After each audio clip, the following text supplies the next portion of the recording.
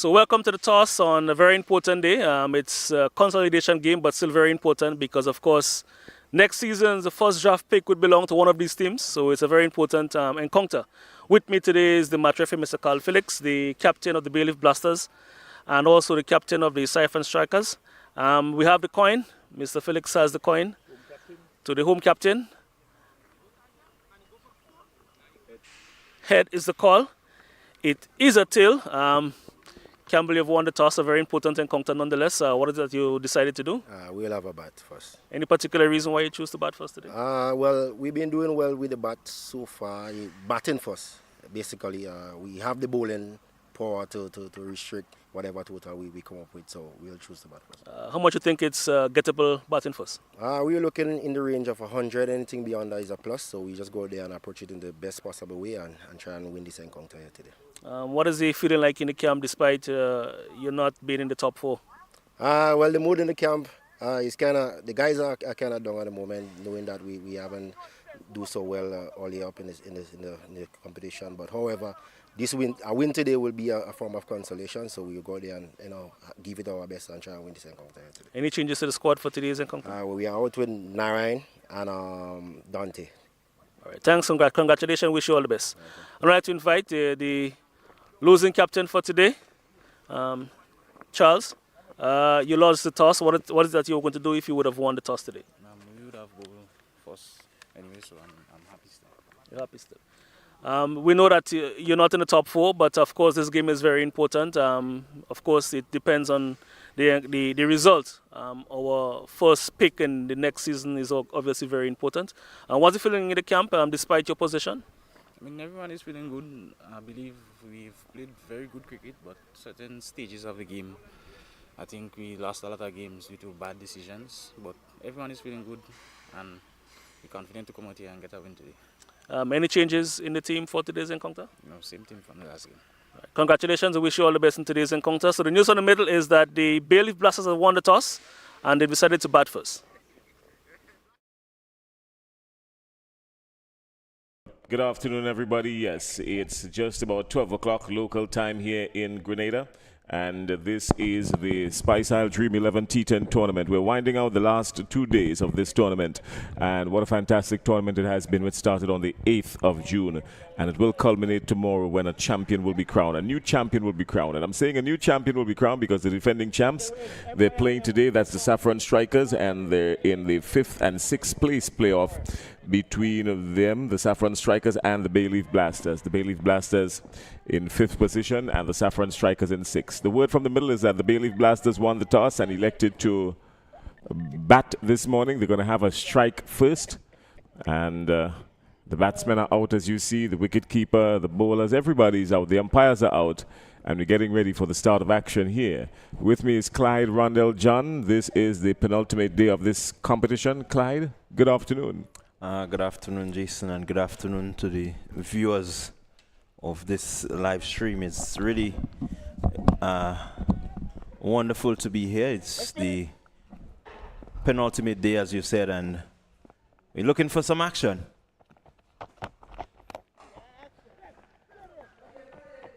Again.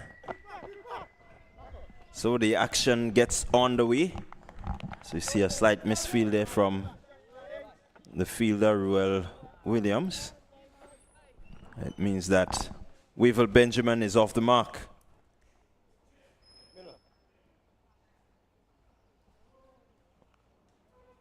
So it's Wavell Benjamin accompanied by Heron Campbell. Yeah, Captain Campbell is out there, and he's looking to lead the charge for the Bayleaf Blasters. Again, good crunching shot. Back past the bowler and the runs. First boundary of the day. Well, it's a good way to start the day for him, Heron Campbell. He's due for some runs, and after today, well, he's going to continue remaining due if he doesn't show up today. And he started off pretty well. Yeah, good way to start for him. Has the ability, just needs to back himself, get the confidence going. Again, looking to go down the the wickets. This time just striking his partner. I think his partner failing to get out of the way of that one. It was hit pretty powerfully. So they get a single. Means that they move on to 6. Campbell 5 and Benjamin 1. Well, Benjamin has not really gotten going, not really threatening the bowlers in any way. And he too is also due some runs. Yeah, it's unfortunate for this team, the Bayleaf Blasters. I mean, they've come through the tournament without a few of their superstars, Devon Smith and a few others, and it has hurt them badly this year. But in conversation with Heron Campbell a few days ago, he did in fact say that it's been a tough one, but they're going to bounce back from it.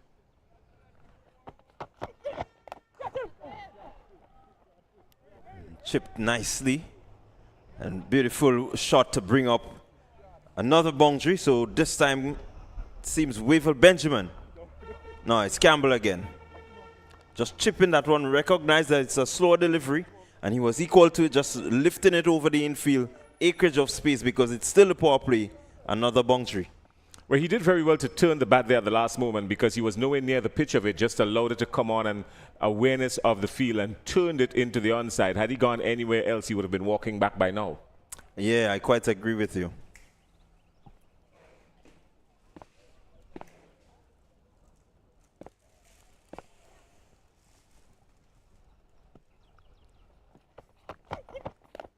Going powerfully again is Campbell, and this time finding the gap once more. So it's back-to-back boundaries.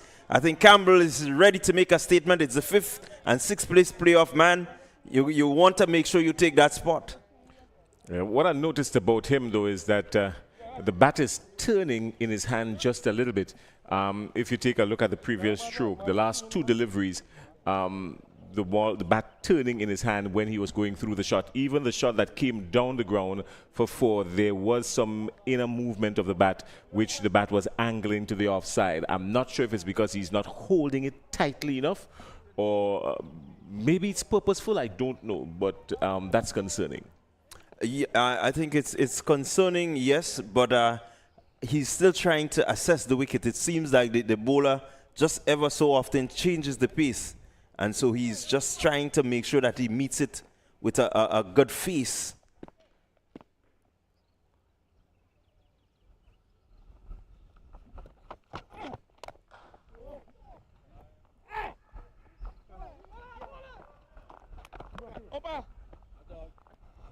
Similar to what you were saying, you see the shot and you can see that the bat is at an angle. You look at his grip while he's in the stance, and it does have a sort of open face, which at the point of contact he tries to close. Yeah, that one he was on the offside. A good shot. It deserved much more than he got for it. It was firmly struck, but just couldn't pierce the field. But he seems to be in good nick. I mean, save and except the little technical stuff that we just pointed out, he's in good nick. He would have loved that shot to go to the boundary for 4. Yeah, he really, you can see him rehearsing it ever so often because he wants to make sure that he gets the movement of the hands and the free swing. So it's 14 without loss. The first over completed. And the Bayleaf Blasters, they would be happy with that position. They would be looking to maybe just build on there and continue just around 14. No real risk taken yet. And they got 14. It's a good start for them.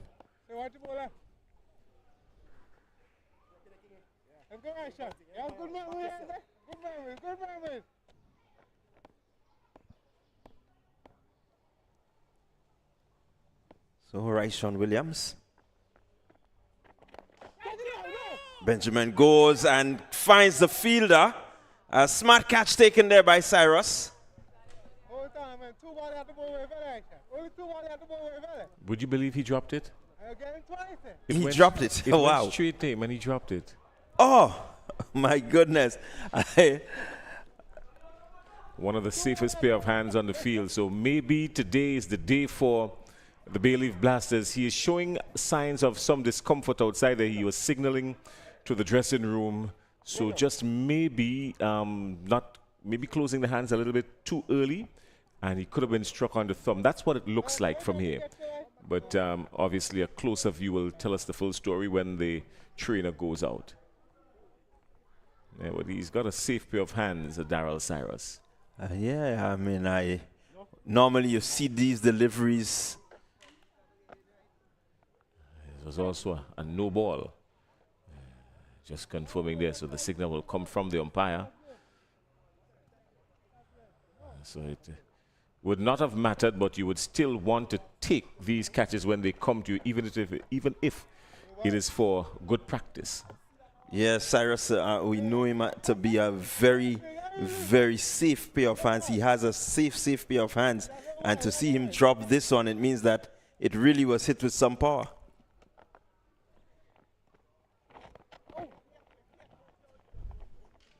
Again, good comeback from Williams after giving away that free hit. And he could only manage a leg by.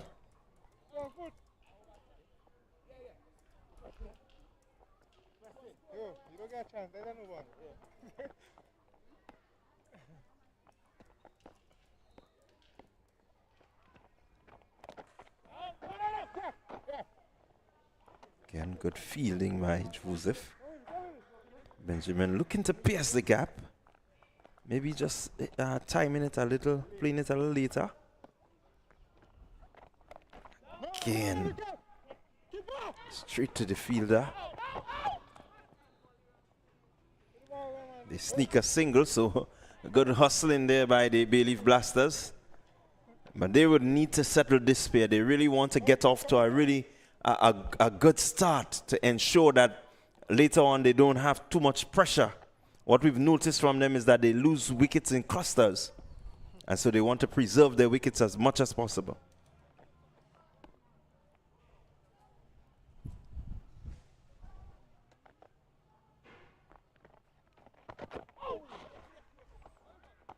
Again, down the leg side.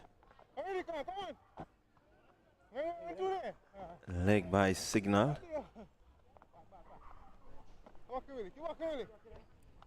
So Williams just looking to cram the batters there, not really giving them the sort of room to really free the hams. And there he goes, up and over the infield. That one crashes into the boundary. 4 more runs to Benjamin. Give him the width, and he had all the time to just get the hands through it. 1 bounce, 4. He likes it there. If you're gonna pitch it up to him and give him room to free the arms, he's going to be brutal against you.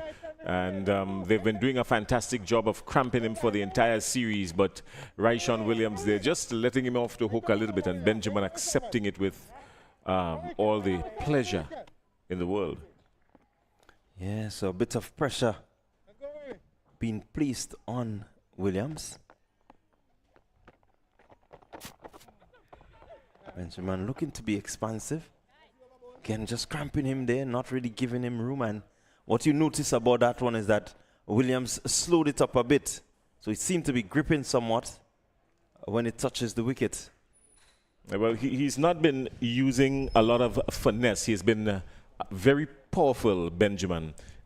He uses every single opportunity to hit the ball as hard as he can. And we saw it in the just concluded over, where he played 2 balls directly to the fielders. Maybe just using a little finesse and trying to pierce the gap would have yielded some runs, but they turned out to be dot balls. So I think when a batsman is searching for form, you want to get off, and you want to get off well. But sometimes it's not all about power, it's about timing and placement. Yeah, I quite agree with you there.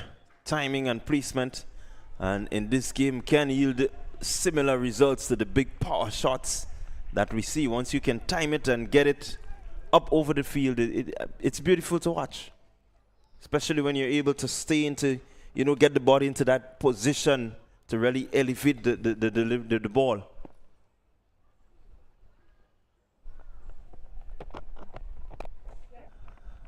Again, good work from the bowler, St. Paul. He's the one tasked with the third over of the power play. Notice Daryl Cyrus doing some rotation on his bowlers, giving Jamie Buddy the first over. He went for 14 and still trying to reserve him because a bowler can bowl a maximum of 2. So maybe just not wanting these batters to settle too early. Yeah, that's one of the strategies to help keep the scoring down.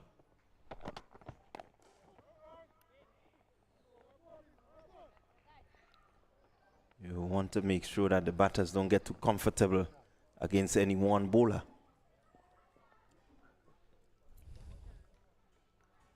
So a lot to look forward to. We still looking for these two to become very explosive. They're not going too badly, but hope that they would signal their intent.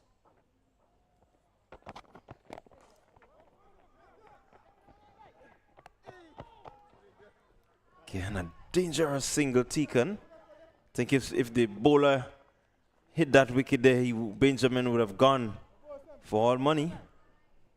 Yeah, well, what got to me most of all was the beautiful delivery that Javel St. Paul bowled. It was a perfect length Yorker, absolutely perfect, and Wavell Benjamin had to do a whole lot to keep it out. Yeah, St. Paul making life hard for the batters so far. This one is up. It's high. It's going. It's dropping in no man's land. And so Campbell, living dangerously, wants to make sure that deliveries like this, he can put them away. Well, it got big on him. I mean, he wasn't expecting that kind of bunks from Javel St. Paul, and he probably should have, because Javel St. Paul is not a short guy, and he bowls with a straight up action. And that one just got big on Campbell for a second. Again, slower delivery by St. Paul, really just mixing it up, having the batters really thinking as to what next to come. So good job by St. Paul so far. He's gone for 7 already. It's not bad. He's kept the scoring down somewhat. A half chance or 2.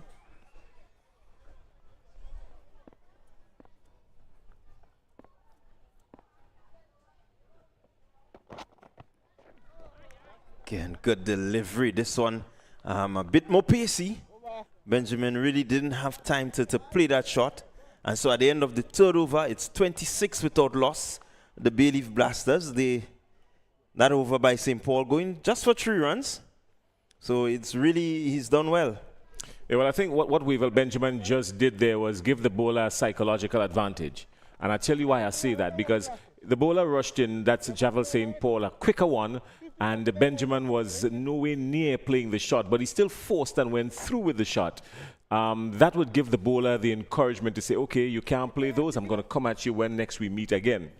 Had he just allowed it to go past, it would have, well...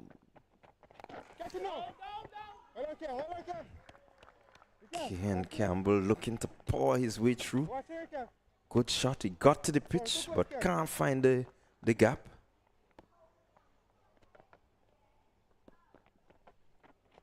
Going again. Going hard. They look for one. And they're going to pick up an easy 2. Good placement. Just getting it into that vacant mid-wicket area. Yeah, he's not sure on the offside, Campbell. I tell you why. Because the previous delivery, he played it directly. That looks to Kem Charles outside there in cover. Again. Beautiful shot. This time he got the gap. Hitting straight back past the bowler. The fielder there at mid-on, no chance to cut off. I think this is what he has been looking for the longest while. Yeah, Daryl Cyrus was... beaten from the start of it. It was firmly struck.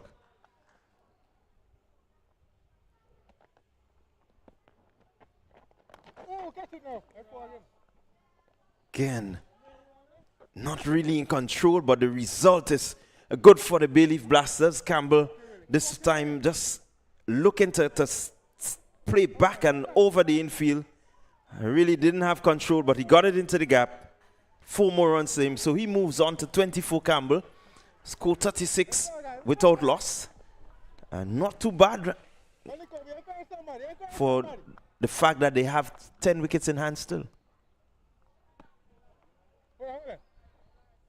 We'll want to finish this power play over on a high, maybe 2 more boundaries, maybe a 6 and a 4.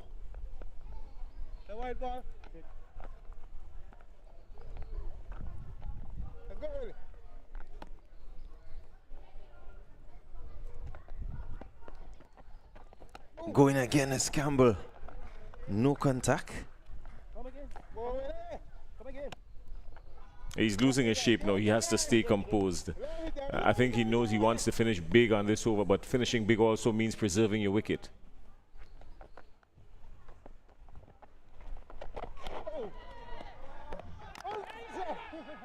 Wide delivery.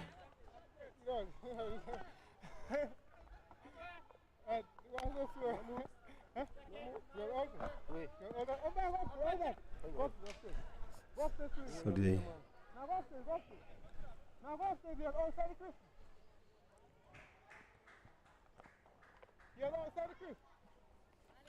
a lot happening, a lot of action happening outside there.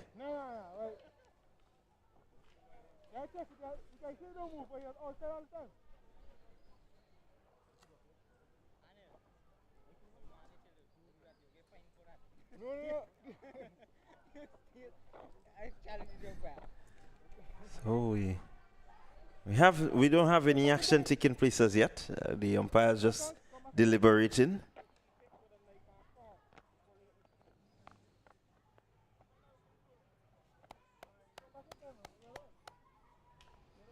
Yeah, I think they need to just relax themselves a little bit, the Bayleaf Blasters, because they need to finish on a high here. They've not had a very good season, obviously, hence the reason why they're in a 5th and 6th place playoff. And the team that this here basically is just for bragging rights and momentum at the end of the tournament, you know. But Campbell, there's some individual requirements here now for these teams, some individual accomplishments, I should say, for these teams. Heron Campbell will want to finish big. He's much better than the scores that he would have gotten in the tournament. He has not even gotten a half century, not even close to it. But he would want to use the opportunity today to at least cash in on it. Weevil Benjamin is in a similar position as well. So they would want to, you know, take full advantage of that opportunity that they've gotten here today to bat and score some runs. But he has shown a little bit of tentativeness going through the offside. He was dropped twice already. I mean, that catch, that attempt by Kem Charles, it should have been taken, but all's well that ends well for him. But yeah, I mean, he's looked very solid going through the onside, but a little bit tentative on the offside of the field, and his stronger side is the offside. He is elegant when he's playing through the offside here on Campbell. He's a strong man, so he uses a lot of his power, and when he pierces the field, he does pierce it. But he's not done too well with the bat this tournament, Clyde. Yeah, really, he has not come to the party in the way that we know that he can. Some 4 matches he had, scoring a total of 45 runs. It's really under the standard that we've known Campbell has set for himself. And so he will, as you say, want to stay out there and maybe just put on a score that really signifies what he can do. Speaking about scores, we follow some ICC T20 cricket action in the Super 8, the clash between England. England has been on a tear lately, coming up against South Africa. South Africa 163 for 6 in their 20 overs. That's a modest score by all standards. And with the power of Bristlow and the assault of Phil Salt, England would be fancying their chances in that one. England not taking to the wicket yet to bat. They're looking for 164 to win in 20 overs. It's very gettable for them.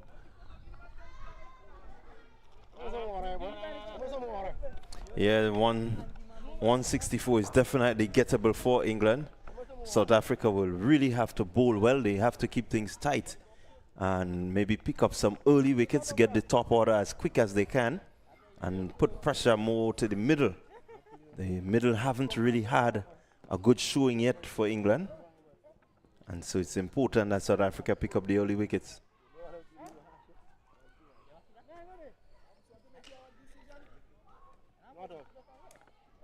So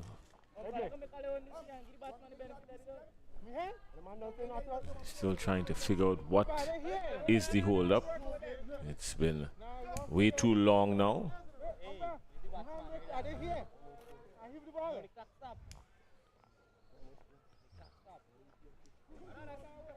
It's been way too long outside there. Just they need to get on with the business.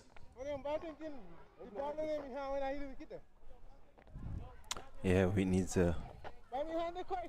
We've got the advantage of the technology, so use the technology and let's just deal with it and move on. Yeah, so they're gonna. The decision is not out, so we're gonna see a continuation as Rayshawn Williams.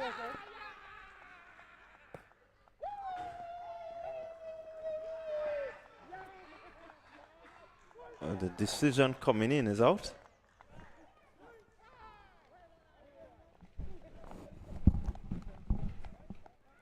Oh, well. I'm as baffled as you are, Clyde. Yeah, it's.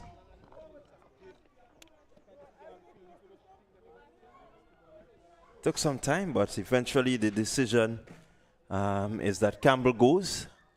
So he will be out. Run out?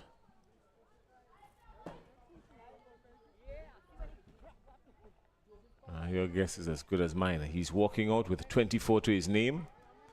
After 22 minutes outside, out of those 22 minutes, he probably spent about 6 minutes just standing waiting on a decision. Yeah, again, Campbell guilty of not really being too aware of where he is.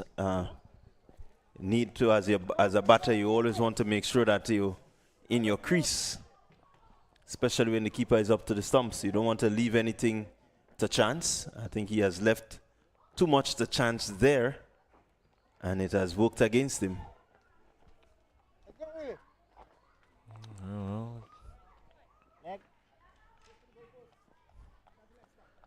Kelshon Andrew is the new batsman. It seems to be Dylan Douglas. Oh. Yeah, number 49, that's Douglas. So he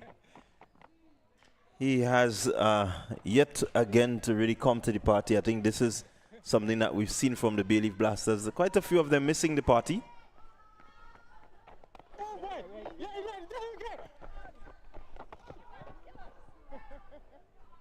So the final decision is Heron Campbell, stumped by the wicketkeeper Anil Matthew of the bowling of Rayshawn Williams for 24. Well, the Saffron strikers, they will be happy for this. Picking up a wicket in this fashion, really, it means that they have absolutely bought one. Haven't worked hard for it, they bought it. And so we may want to deliberate whether he was out-stumped or not, Jason. The keeper throwing the ball? I am not even going to engage in that deliberation. I tell you why. I think a whole lot of time was spent outside there on it, and time that cricket could have been played. And so I'm prepared to wrap it up and put it in a gift wrap paper and ship it away to file it away under activities concluded. Yeah, I quite agree with you. It was a whole set of comedy behavior. But it's Javed St. Paul, and he's going to be bowling the 5th over. Full delivery. Just stroke down to the man at long on. They get one. So the Saffron strikers, they look rather relaxed today. Yeah, the mood outside there is maybe they weren't even interested in playing. I get that, but if you're going to love the sport, then hey, come on, you've got to enjoy it.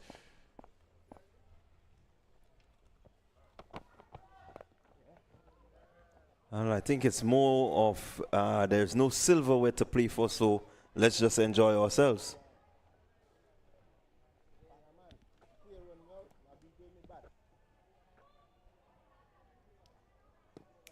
They need to really look at that. Once you're out there, you want to ensure that you showcase your skills.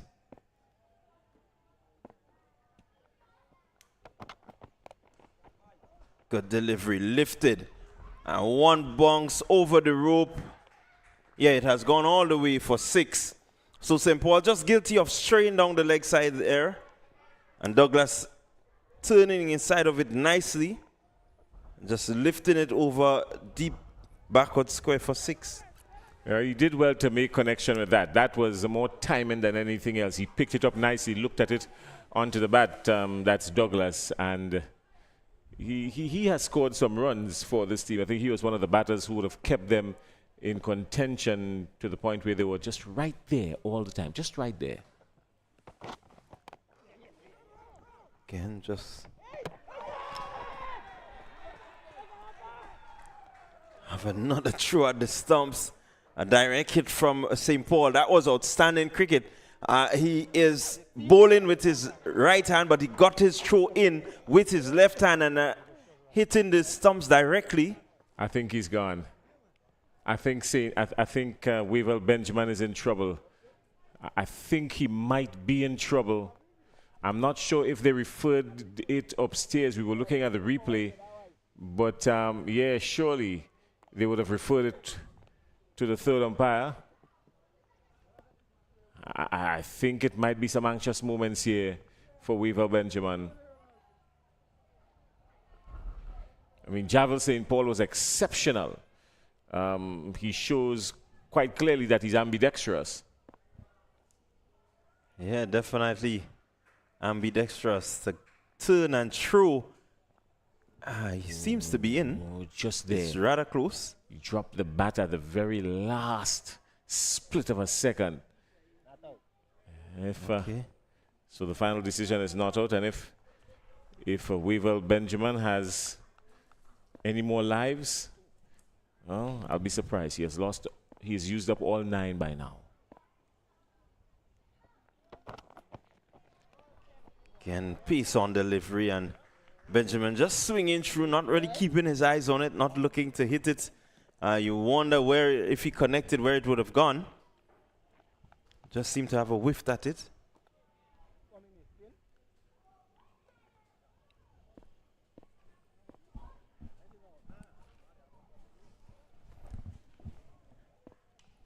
So St. Paul, his final delivery. Again, Benjamin just nicely behind it, stroking it for 1. Yeah, well, that's what he has to do. I mean, when you're looking for form, Clyde, it's not about just blasting everything that comes your way. You've got to feel the ball coming onto the bat, use the pace of the bowler, knock it around, pick up some singles. There isn't anything to play for, really. And once there isn't anything to play for, you're not against the clock, you're not against the gun. You've just got to take your time and play a good knock. Yeah, I quite agree with you. Spend some time out there in the middle.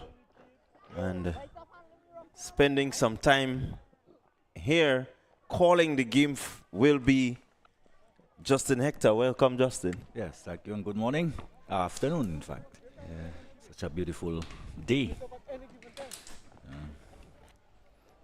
Well, Justin, what we've seen so far is pretty pedestrian. Seems to be not really going anywhere.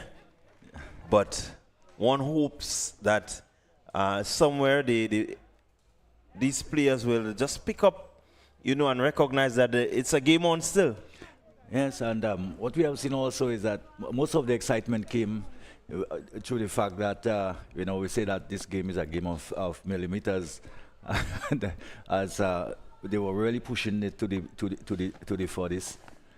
Spent quite a long time with one one review, and then we will Benjamin just getting away with a one which couldn't be closer than that. Yeah, so a lot of action. The Yes, at least they were. sixth over has started, and Sheldon Joseph is the man bowling, and the score 48 for 1. One delivery gone, and again we seem to have a hold up in the play. Really, this long delays isn't really necessary when you have the replays. You really shouldn't be taking too long. I mean, the game has to move on, and I think for that reason too, the ICC have implemented the fact that you should bowl you over within a time limit, and it's true. There's people again, it's a no ball. Yes, he has overstepped there, so that's why the time took so long to review it. But this one were about 2 inches, so I guess.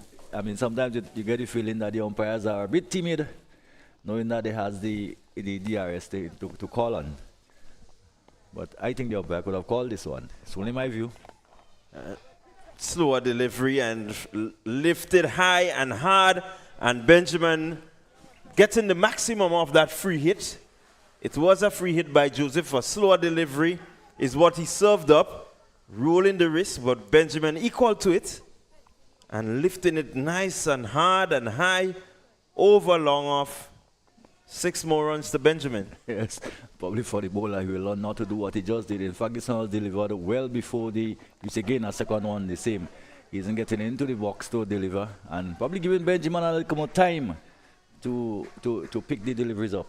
Well, another boundary by Benjamin. A slower delivery again, but this time pitch shorter.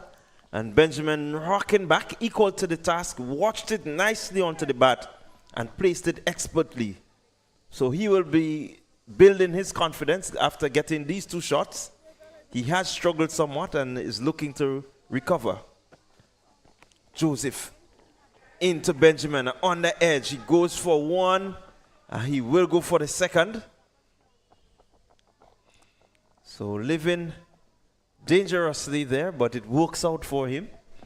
Well, what didn't work out for Benjamin, for Joseph, was the fact that he delivered the ball, the last 2 deliveries, the deliveries which went for boundaries, almost in line with the umpire, really denying himself that when he went up there, he was a lot more effective. He came off the inside edge and almost went on to the leg stump.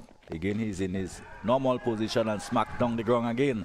And another boundary. So a very expensive one, and one probably reached the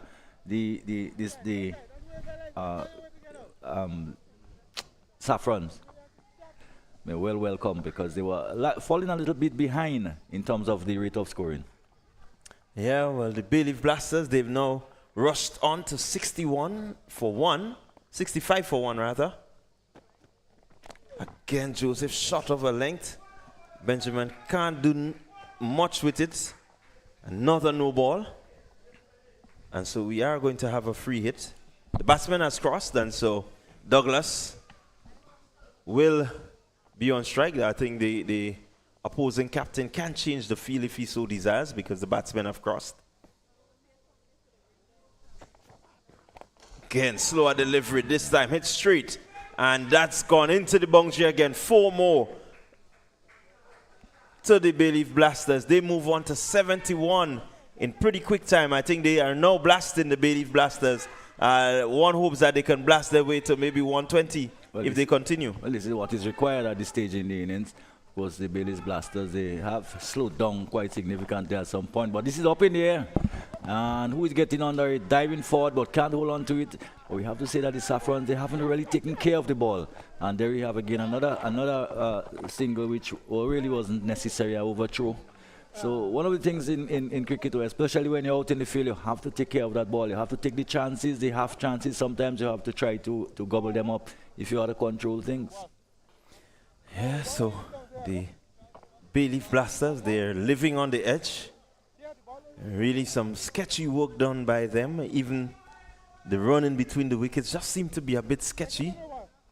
So you look again, another no ball. Probably he may just have. Yeah, Yes. another no ball coming in from Joseph. So the over not yet completed.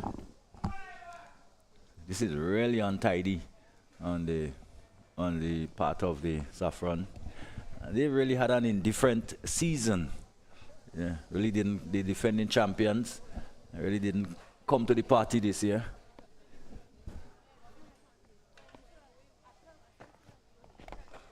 Again, short delivery, and Benjamin lifting this one. He's not going to be out. It's a free hit. And St. Paul doing the right thing and getting it back to the keeper as quickly as he can. So even if he took the catch, he knew that he couldn't be out. The only way to run it to out him would be run out. So the over comes to an end. The Bayleaf Blasters, after 6 overs, they're scoring at 12.33 per over. Their total 74 for 1. Pretty good going for them. With 1 wicket down, they are set to get over the 120.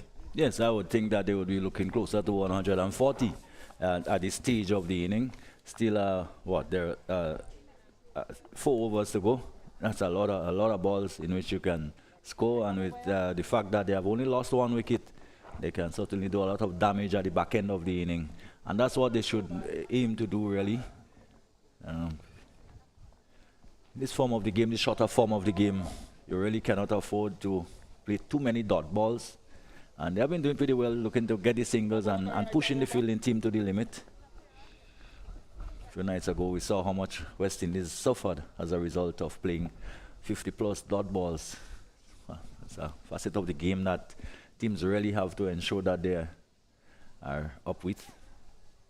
Yeah, the turning over of the strike in these shorter formats is really critical. Determines a lot. We've seen teams win by 1 run, 2 run, tied game, super over. As Ruel Williams comes in.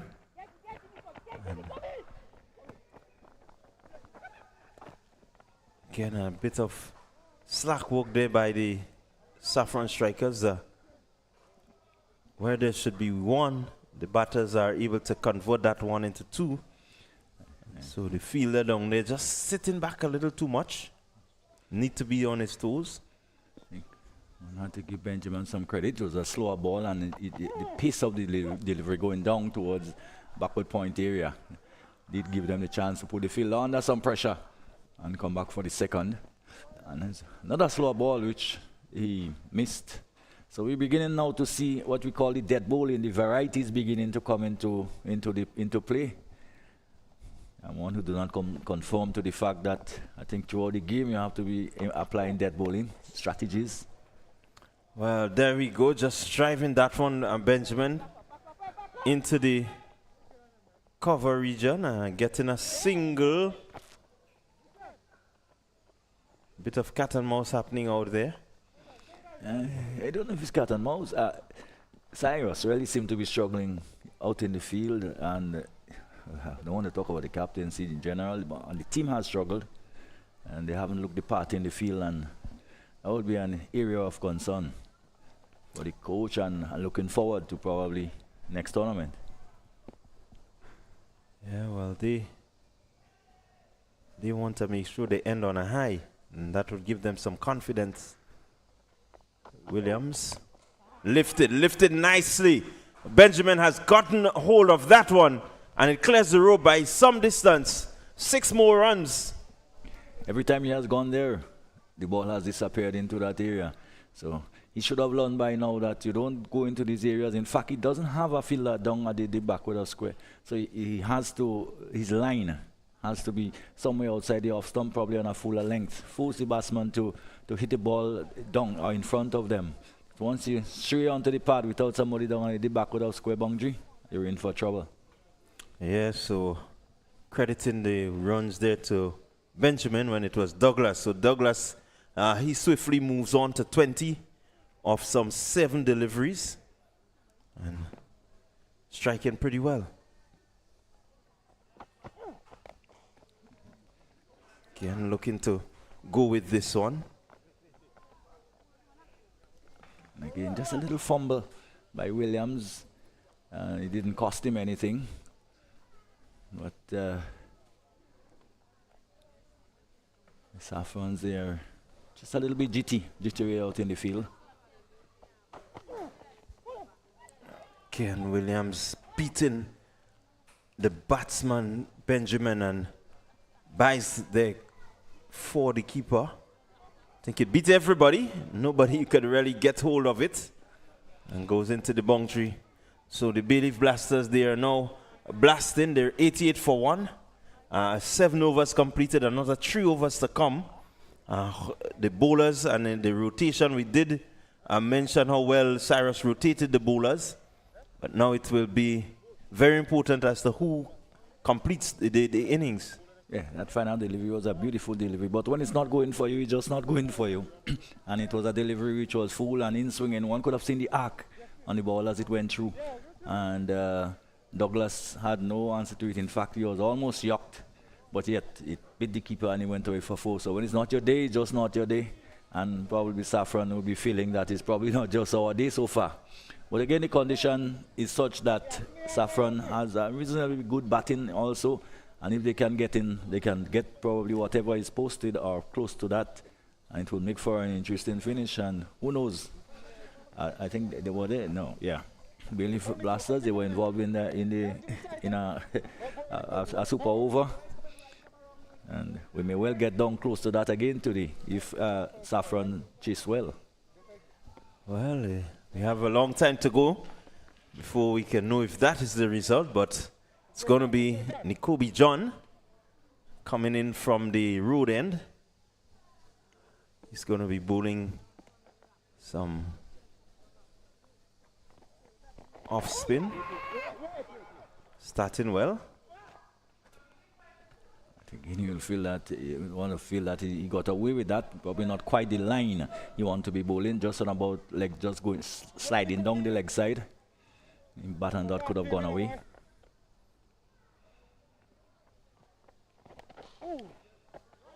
Yeah, I think he knows Douglas well enough that he wants to stay away from giving him room on the offside.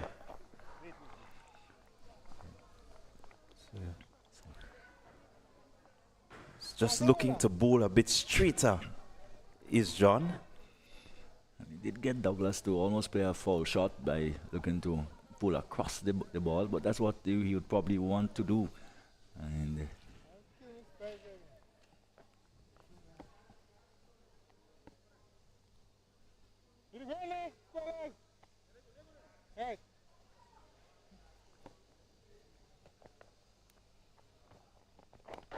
again, John just aiming at the leg stump there somewhat. Nicely weighted delivery. Batsman thinking about the second, but at the right moment they cancelled. It didn't cost them anything. Right, so just looking to take the hitting arc away from the batsman.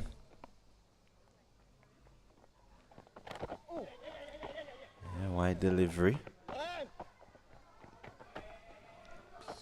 They go through for another extra overthrows. They really, the Saffron strikers have been sloppy in terms of backing up that ball that is thrown, and they've given away quite a bit of runs. Yes, that's what I was saying. You gotta take care of the ball out in the outfield. Cannot afford to be giving away these runs to the batting team. Benjamin goes hard. Fielder out there. It will just be one. So the Saffron strikers recognize what is needed. They've set the field and asked the batters to clear the ropes. As Douglas again tries to go over the rope, but the man out there can't beat him. Yes, this time Benjamin looking to Douglas, yes, looking to hike it out into the onside. But good line again, good length. Batsman just can't get underneath the delivery to get the elevation they need. Yeah, again, just forcing a false shot from the batter. Another single very wide, and quite a number of extras. Still, but one can understand what the bowler is trying to do. He is trying to bowl the ball tight into the body of the batsman, and the keeper too. has to be up with it in terms of understanding what the bowler is trying to do. And probably got a knock somewhere around the knee, just on the inside of the knee. You wouldn't know what that is, what that feels like when you're struck in those areas. Anywhere along that line or going up towards the waist. It's areas where you don't want to be struck at all. Yeah, it does bring some sort of shock to the body. And definitely Matthew getting hit on the inside of the knee. Very painful spot.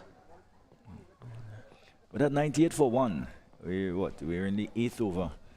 We can probably expect to see a score anyway between 100, probably close to 130. And with wickets in hand, they can really throw caution to the wind, and that is what is required at this stage. So the bowlers will be under quite some pressure in terms of trying to stop the batsmen from scoring at a far brisker rate than there at the moment. Yeah, well, we're hoping, and I know the Bayleaf Blasters fans, Giselle Campbell, she will be happy if they can get past the 130, maybe closer, inching up to 140. Wicket in hand, you just need to make sure that you make good contact and you get them over the ropes. Well, be on 32 with Will Benjamin, and probably will be eyeing a half century. Has the time to do it. Ken John just pushing into that leg stump. As the over comes to an end. So at the end of 8 overs, the Bayleaf Blasters, they are 99 for 1. And certainly looking to go across the 100. And the sight of 100 so far, as we've seen in recent matches, would probably bring some kind of jitters towards the Saffrons, because teams have really struggled to get anything above 100. So Benjamin seemed to be leaving, probably, I saw him bending over just maybe earlier during the over. Probably just a bit distressed. It's very, very hot out there. And probably if you're not well hydrated or thing like that, you will really struggle out there. So not a bad thing though, as we see Black's Joseph coming on. And we know his ability to hit the ball a very long way. So this could be part of the strategy of the Bayleaf Blasters. Well, Benjamin, you looked at him earlier and you can see that he was in distress, as you said. So he's retired, hurt. And we'll see the incoming batter, Imran Joseph. Again, one of the batters from the Bayleaf Blasters who we know can really power the cricket ball, but has not come to the party.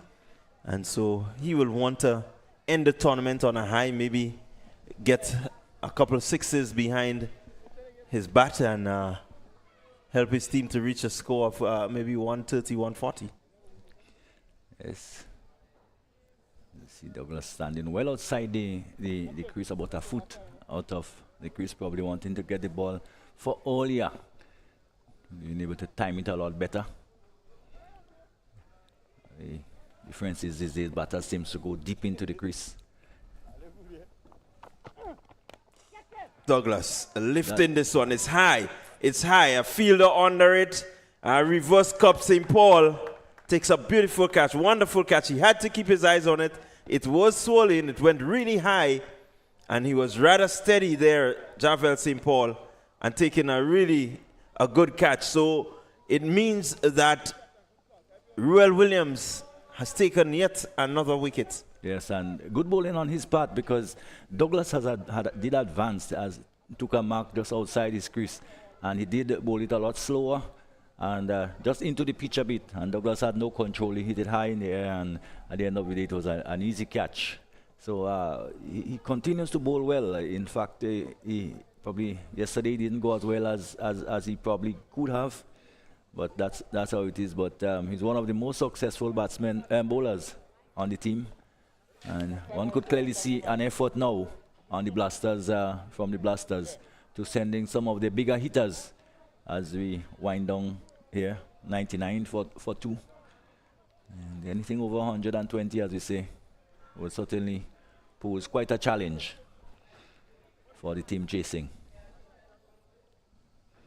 Well, Ruel Williams, he is the leading wicket taker at this stage, so he came in with a total of 11 wickets into this game, and so we can add another one to that, which brings him 12, and so he's gone past.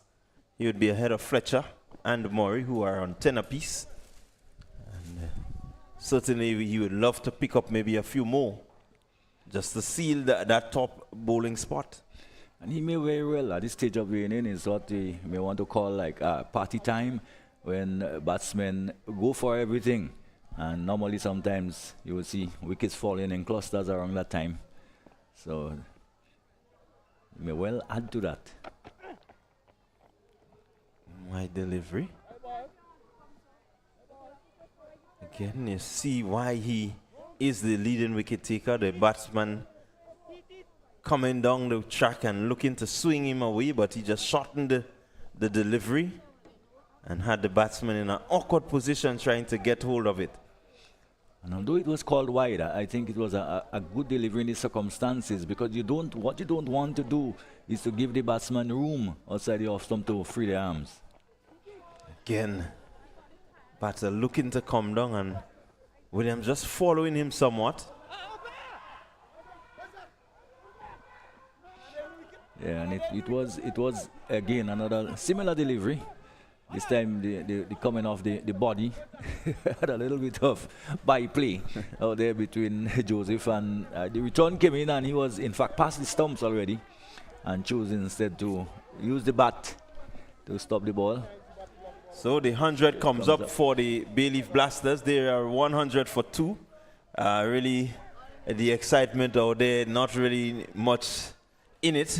I think they're just looking to enjoy themselves. But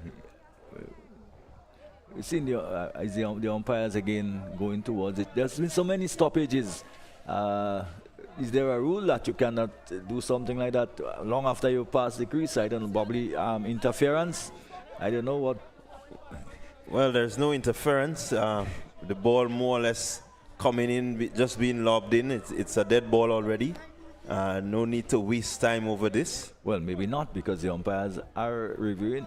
What the contention is that the return came in, and though he had passed the stumps, he did stop the ball from going on to hit the stump. So, yeah, he was well in, going past the stump now. And as the ball came in, it's quite a while after. Yes, as the ball came in, he simply just used his bat way behind the back of the stumps. Just blocked the ball. Just making a show of it. You have to be very careful as far as the rules of this game is concerned, and whether it's interfering plays or he has gone past the stump a long time ago. So, but it leaves to be seen what the ruling would be. But really, it looks like a byplay to me. Well, I think that's all it is, and the teams just need to get on with the game. Yes, in the spirit of the game, sometimes, you know. So probably Saffron wouldn't score much points in terms of spirit of the game, when that is concerned. Yeah, they just need to relax and let the game play, I think. There was no intent or anything to say that he's interfering with the play. So the umpires have ruled, in fact, that it's not out, and in fact it was. There nothing that at no time the batsmen were in danger of being run out. Yeah, well, there was no threat in terms of even getting a run. Normally, you see, we for example, the batter defend the ball, then he just take the bat, bring it back and toss it to. It's part of the game, so I don't think that they really need to, take it to that extent. And the time which elapses. So we're gonna see Williams. Has further 2 deliveries before the end of the over.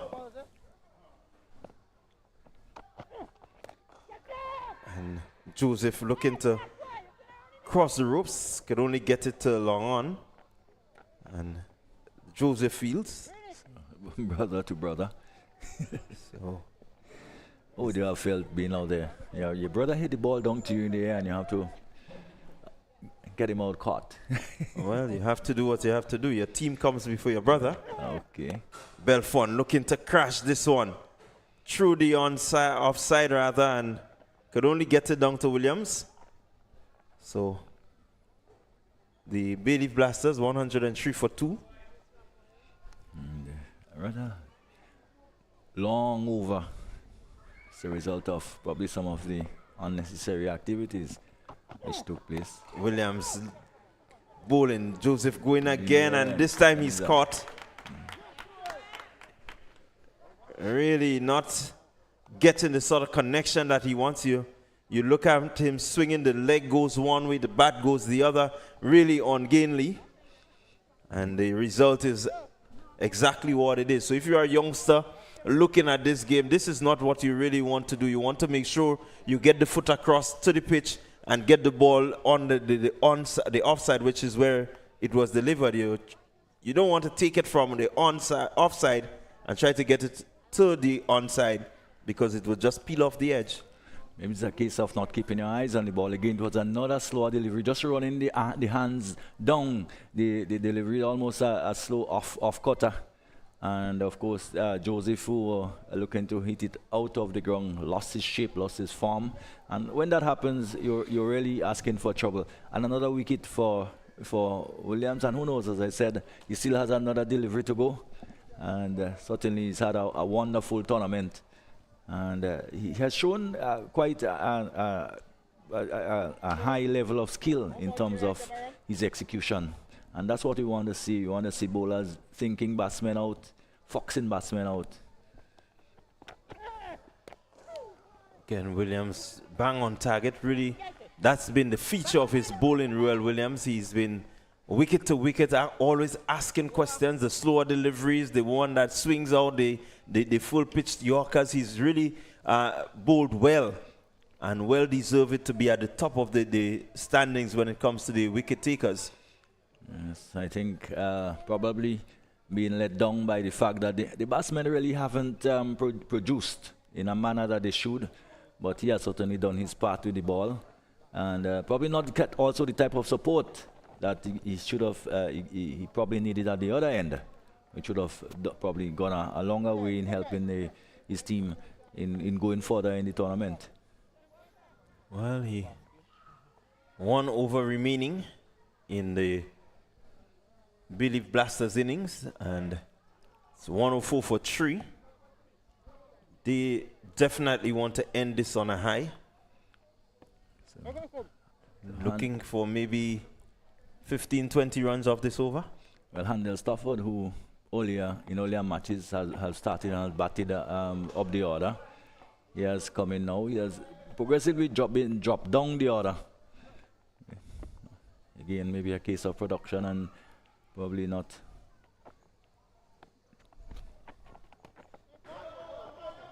Well, in this format of the game, momentum and confidence are 2 key ingredients for success. Being able to put the momentum into your innings and really having the confidence to strike the ball cleanly. As he goes again, this time up in the air, and another catch taken. Nikobe John picking up his first wicket. Enrique Sylvester taking a pretty simple catch there. Stafford again hitting across the delivery. You know, not looking to lift it over the onside, maybe with a higher elbow going through the offside, but looking to pull away and try to get the ball somewhere maybe straighter. And perishes. Well, another player too that been away from cricket for a while, and probably just trying to find his crawl, his way back into form and into confidence. And as a result, one could see probably the reason why he kept slipping down the order. And as I said, a cluster of wickets falling here in this during the happy hours, we might say. portion of the game where batsmen are just going at it. Of course, the good thing about it, they have only lost 4 wickets because they did get too close to 100 for the loss of only 1 wicket. So they has a wicket in hand, but probably they are not quite doing justice to that.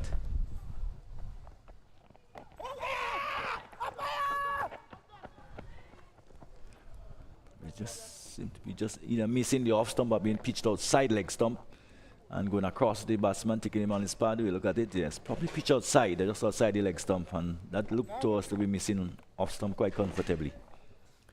Yeah, so Nicobi John in his second over, his first over went for 10, and he's picked up just 1 run in his second over. Full delivery's gone. Wants to close off and close off well for his team. And bowling to Belfon, who lifts this one. Fielder out there. True comes in. Good run, 2 runs taken. Yeah, a little bit disappointed that he didn't get hold of this one. But again, just losing the form, losing the shape. So as a result, he wasn't able to hit it as cleanly as he wanted. Probably would have been better off going straight down the ground.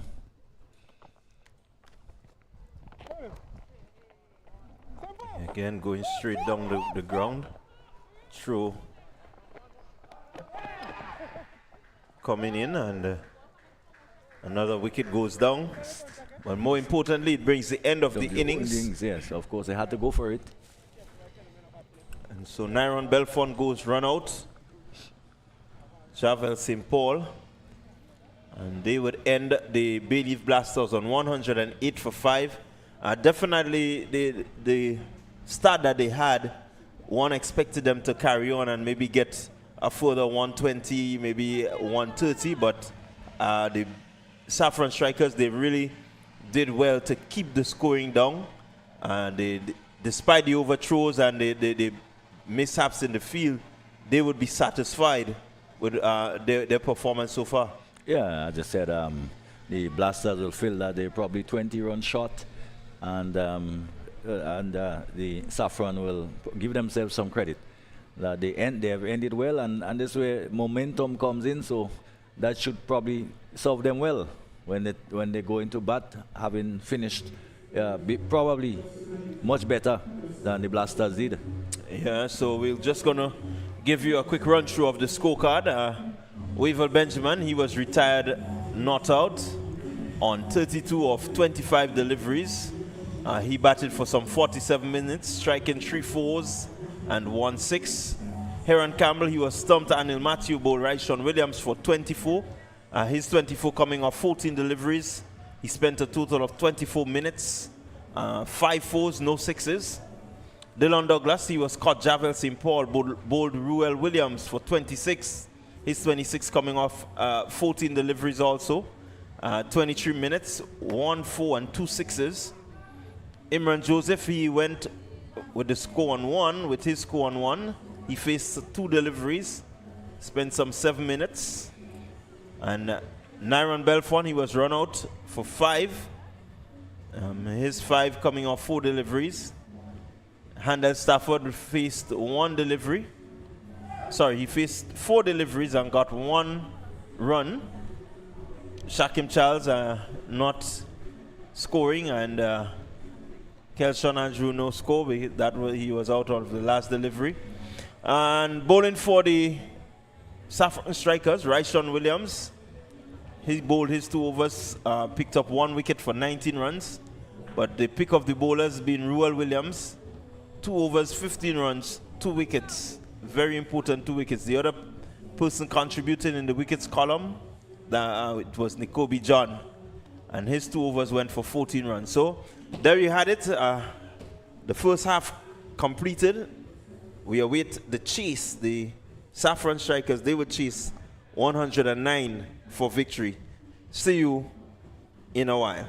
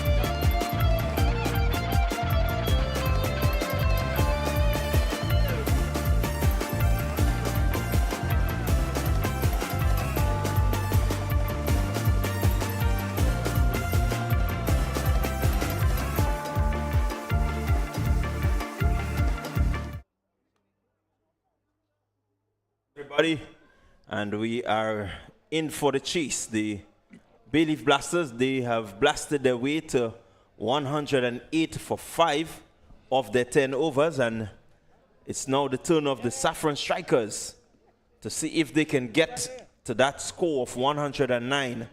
The openers are out. The bowler is ready. Opening the innings, Rikel Sylvester and Kobe John for the Saffron Strikers, and the man with the ball will be Imran Jeremiah. Imran Joseph, sorry. It's going to be really interesting to see the approach of these two new batters. We've seen a new pair coming in for the Saffron Strikers. Sylvester getting a very fortunate chance there. I think the fielder down there did everything wrong. Didn't come in quick enough. That's the first thing. And then he overran the ball, just spinning out of his hand. And so a good boundary for Rikel Sylvester to get the Saffron Strikers innings going. Yes, although it was not the best stroke, but he was basically facing the onside and the ball coming off the leading edge almost and almost carrying down towards backward point. And the fielder at the backward point boundary probably haven't yet gotten over lunch. Just stood on the boundary and couldn't do anything about it. So what we expect from Joseph, pace, some bounce, and certainly has shown that already on the second ball of the over. But again, the Saffron Strikers, they would have been, probably should have been, probably happier of the team coming back into the second half of the game, having ended well, and they need to really start well and probably as they strive to overhaul the total of 108, which is not a very big total, and unexpected, interesting chase.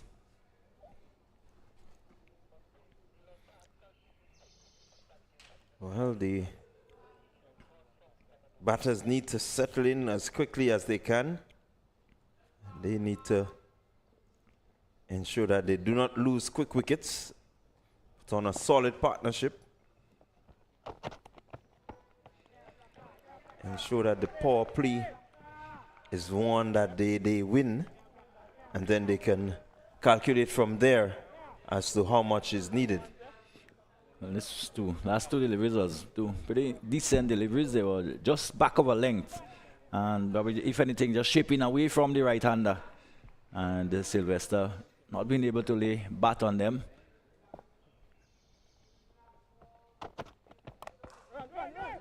Again, Sylvester looking to go big. Not where he intended it to go, but the result is this time 6 runs. Yes, if the two end of the bat almost looking to probably go up and over the offside. The intent was there. The ball coming off the almost the bottom of the bat and flying over where a third man probably would have been on a way to the boundary for 4. For 6, in fact, he went all the way. Rikel into his wickets. Pulling well. That seems to be 6 more. Yes, it is 6 more runs to Sylvester. So he has really gotten off to a good start. I think what is needed here now is just him relaxing, and you're already over the run rate required. Just take it easy. And because it's Joseph, one could afford the support by his fellow batters and cricketers down there. A great rivalry between the two outfits. Again, going hard over the infield. It's going to be safe. Rose into the boundary now. So a very good over for the Saffron Strikers coming off the bat of Rikel Sylvester. Another boundary. And one knows that Joseph will not be happy with that at all. He's gone for 20 in the first over. And again, as I said, Saffron Strikers, they would have been the happier team coming out, and one can see the momentum which has shifted already from the opening batsman, who has really plummeted 20 runs from the first over from Joseph. So Joseph not really doing the business that the Bayleaf Blasters would have spoken about. I know they want to keep it tight. You want to win cricket games, and so 20-1, a good position for the Strikers. As we see Nick Kobe John, he's going to be facing up to Kelshon Andrew. Yes, so it's left to be seen what John haven't had strike so far. In fact, Sylvester have had to deal with the entire over from Joseph, which I thought in the end he did quite manfully. Joseph, of course, attacked him a little bit with his shorter deliveries, but he showed that he's quite adept to playing that. Did have a little problem with the ones that was a little bit outside the off stump, but it was two good deliveries, except that everything else really came off the flow of the bat. And 20 will be happy with the start. So Kelson Andrew, see what he can do.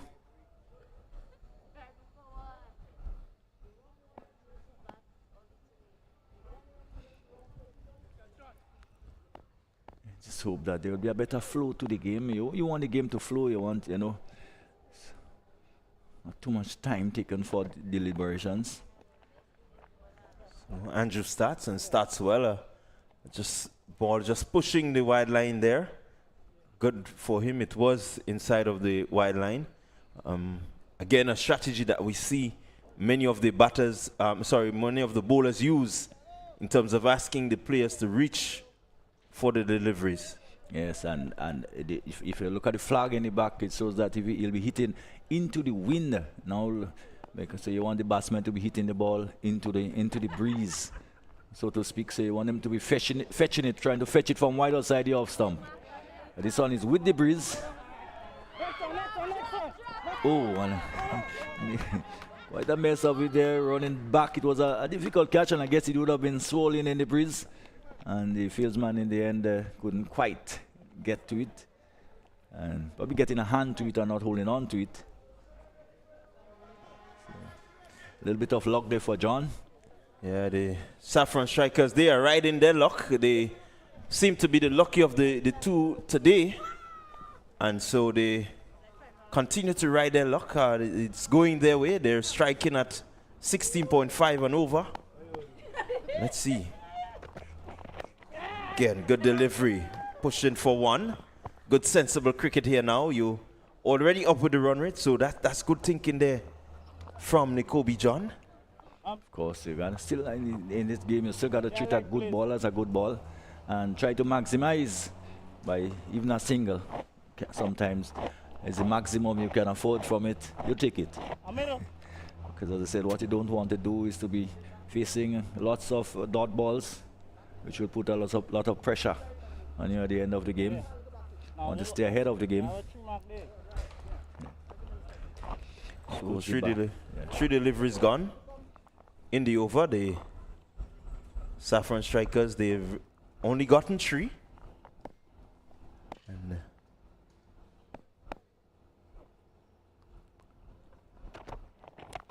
shot delivery, and again misfield there by the keeper. Let's see what the signal will be.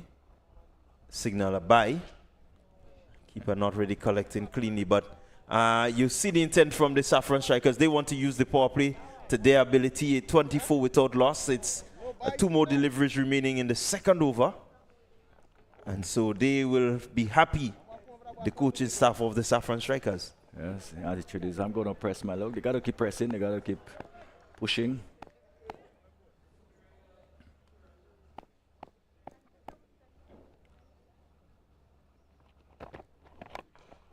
This one going high. Does it have the legs to go? No, it doesn't. It goes straight to Joseph. Imran Joseph taking a pretty easy catch there. And the Saffron strikers, they lose their first wicket. It's Nicobi John. He goes for 3. Caught Imran Joseph, bowled Kelson Andrew. And really not the sort of shot that you expected. Again, just a little paced off delivery.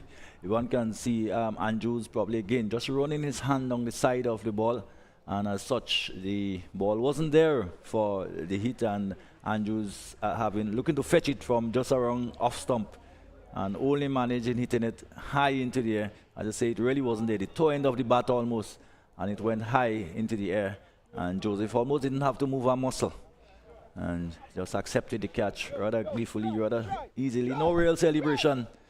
and they've lost their first wicket for 24, which is still in a good position, good place. 9 wickets there. Current rate is 13.9. Asking 10, just to squat about 10 runs per over for the remainder of the overs. And this form of cricket in this day and age, it's not a too difficult job having to score 10. That's 19 now. And the batsman had to take his gun.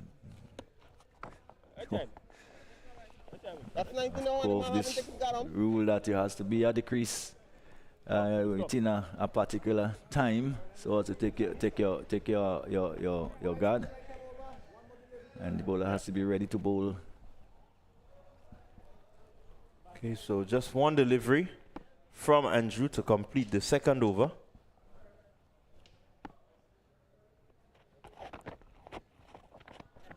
Good delivery. Riddick Healing is the batter, and it's a good over for Kelshawn Andrew, picking up 3 runs and, more importantly, getting the wicket of Nicobi John. So good start for the Bayleaf Blasters. They've pulled it back somewhat, and they just need to continue from here on in. Yes, indeed. That's what you want. You want the Bayleaf Blasters now. We want to slow things down a bit and ask the batsmen to take more chances, which will give them more opportunities to pick up wickets. And of course, wickets do slow the rate down quite appreciably. And that's the approach that the Bayleaf Blasters will have to take. As I said, they probably will feel that they're about 20 runs short based on the way the innings concluded. They were probably well on course to scoring about 120, 125. At the end of the day, they fell probably just about 20 runs short. So they would want to probably get back on par. So it's going to be Richard Rogers. He's taking up the attack from the pavilion end. Richard Rogers, a leg spinner by trade. He's going to be bowling to Sylvester. Sylvester goes over the infield. This one will find the space necessary to go across the ropes. 4 more to Sylvester. He moves on to 24, and the Saffron Strikers, they would move up to 28. A bad delivery, really given the width there, Sylvester, and throwing the hands at it. Got a good connection. Again, just over it went, and again, the very bottom of the bat, the toe end of the bat being coming into play there, and in the end, Sylvester was lucky to clear the top of the mid-off, and it went away for 4. Rogers this time going straight, Sylvester equal to it, hitting straight, misfield there from Joseph. Batter's not really ready to capitalize. And I got a feeling that they could have, or they should have. It was a big fumble, but didn't get a handle on the ball at all. But it has to keep going. They has to keep going. They cannot afford to grind to a halt. It was the previous over went for only 3. Well, so far this over has gone for some 5 runs. Let's see if Healing can really continue the onslaught and maybe get this over to be another big over for the Saffron Strikers. They need to have some momentum. Yeah, that momentum you talk about has to be that momentum that they ended the game with.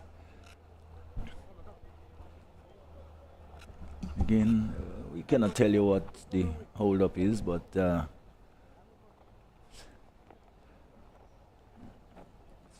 really taking quite a bit of time.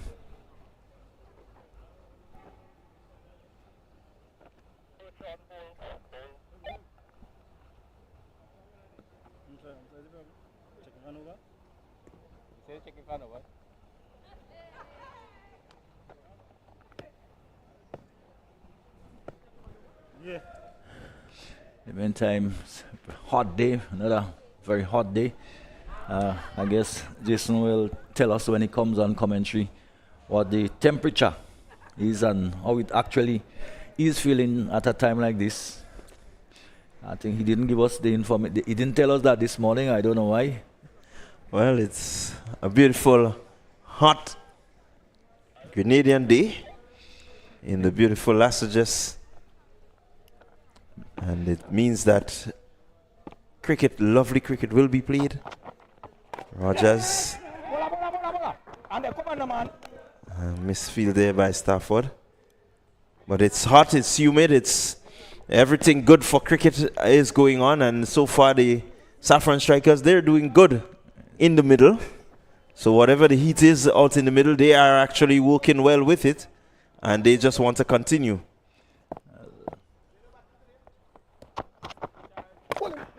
Sylvester just digging out this one. So Rogers just honing in on the stumps somewhat. Yes. Well, we can't say the pressure is on yet.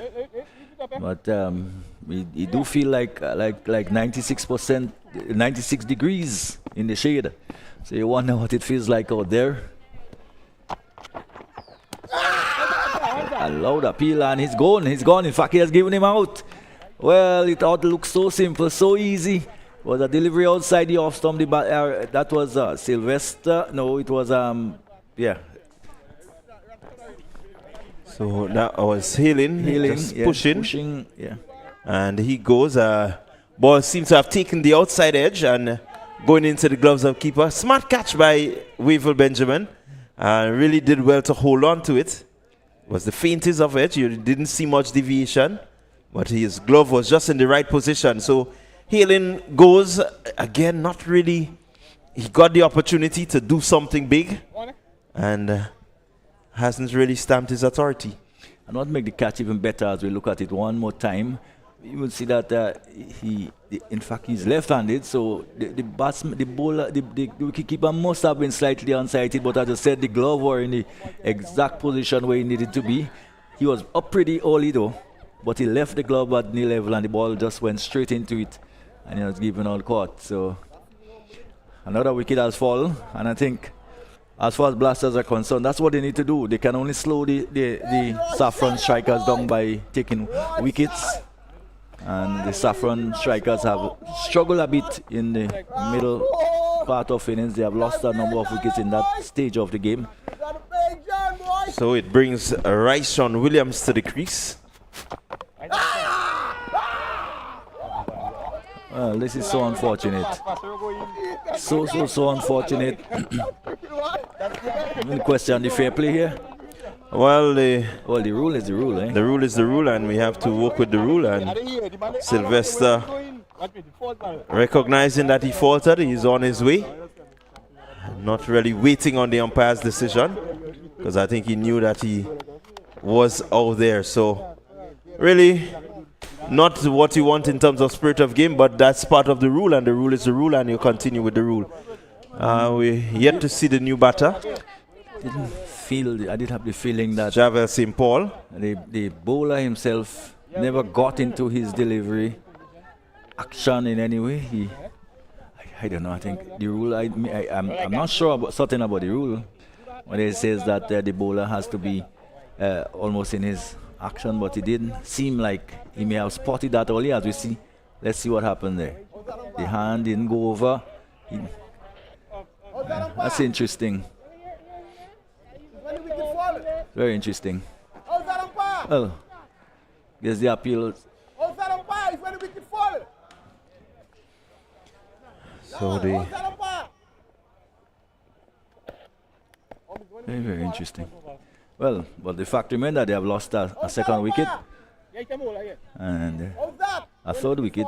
They have lost a century for 31. Again, so we. I mean, 90 seconds, you don't have to check up. Huh?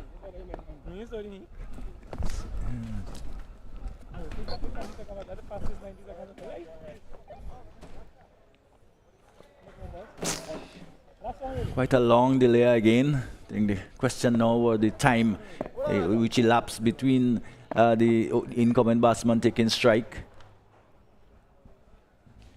Yeah, I think the players need to play the game and let the umpire do their jobs. I think they're trying to do too much. As we see Richard Rogers in and bowling to Raishon Williams, who just smacks that one over the top and goes all the way for 4.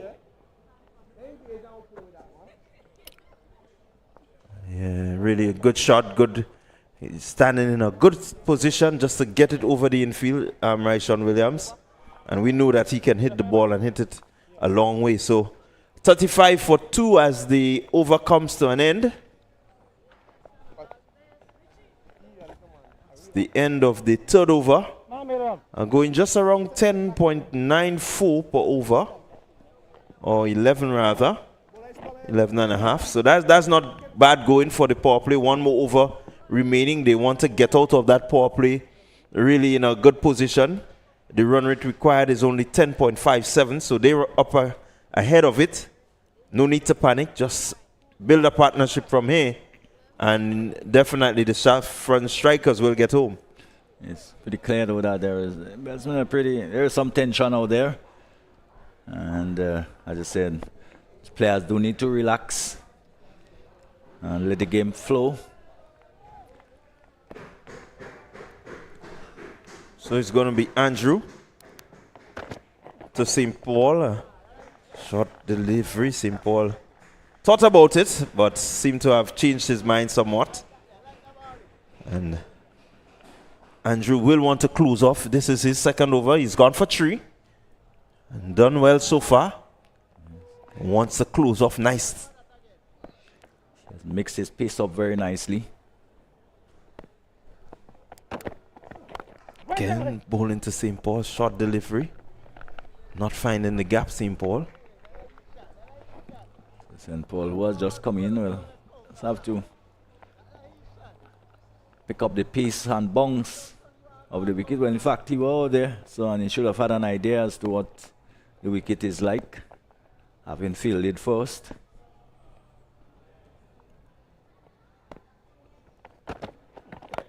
Again, St. Paul hitting. And a good catch taken there by I Make It. That's a magnificent catch, really magnificent. Is it Stafford? Let's have a look. It may not be. No. Now that seems to be Corey Celestine. Celestine. Yeah, that's Corey Celestine. It's clarified now. Really a brilliant catch there. He had to cover a bit of ground. He did so really well and put in the dive and taking an outstanding catch to remove Javel St. Paul. So Keshan Andrew picking up a wicket really important for his confidence. And not only that, he picked up a big wicket, the wicket of St. Paul. And St. Paul is one of the batsmen who can really take it to the bowlers. Again, the ball coming off the very bottom of the bat, the toe end of the bat. And we've seen a lot of that today, but that's a magnificent catch. Yeah, well, one might say that he had no right to get to that. But he did get to it, and the ball was almost past him, diving almost backward and pulling off a blinder. Well, that's what these guys are paid to do. That's what we expect from them out in the field. And they're doing it pretty well. But again, now, 35 for 4. There's some problems here for the Saffron. Yeah, the Saffron strikers just always seem to lose wickets in the middle innings. And that tends to put pressure on the incoming batter. So Andrew picking up 2 wickets so far, 3 runs. Some 3 deliveries remaining, so he still has the opportunity to maybe pick up a few more. The Saffron strikers will need to just complete this power play, maybe get a couple boundaries behind them and look to press on. Ball down the leg side, not where you want to be bowling, but again you see the intent. Keep the ball close to the batter. Batsman, the batter, yes.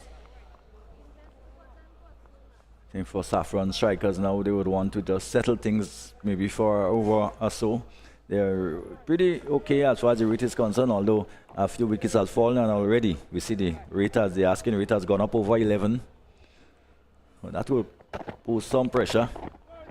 And another big hit down into the outfield and taken again. So wickets are really tumbling now. A good delivery again by Kelshan Andrews. Short of a length, and the batsman looking to get inside of it and hit it over the top. And again hitting into the breeze, which is a fatal error. And not being able to go the distance. And a good catch taken down there on the boundary. The fielder just that looked like, who's that, Douglas down there? And yet another wicket has fallen. And as we said, more and more problems now for Saffron strikers at 36 for 5, and probably they may be just giving away the initiative if they haven't done so yet. 36 for 5, really losing some key wickets rather quickly. So the attitude of the batters there seem to be hit or miss, and they're not wasting any time. They're looking to maybe chase down this total as fast as possible, and not doing so in the right manner, in the approved manner. You want to build partnerships. You want to make sure that you get your team into a solid position before you really begin to hit these deliveries over the ropes. Well, you can do so by losing 5 wickets for 36, well before even almost in the power play. In the power play, it means that you're always chasing the game after that. So it's Joseph, Sheldon Joseph.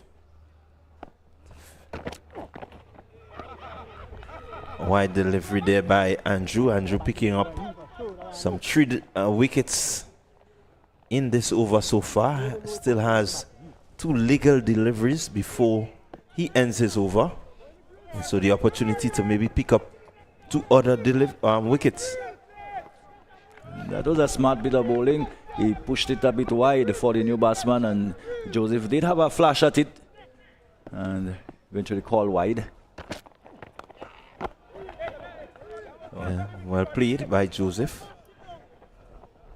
Not really looking to belt it around, but just used the timing and placed it nicely. So he's seen the ball quite well. He had a blistering 49 a few days ago, and I think everyone was happy to see the way that he struck the deliveries. He, really played a 360 game.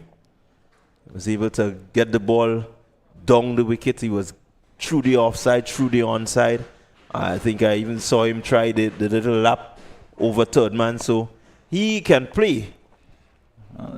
He will have some challenges out there too, having to deal with the compliments coming from his elder brother.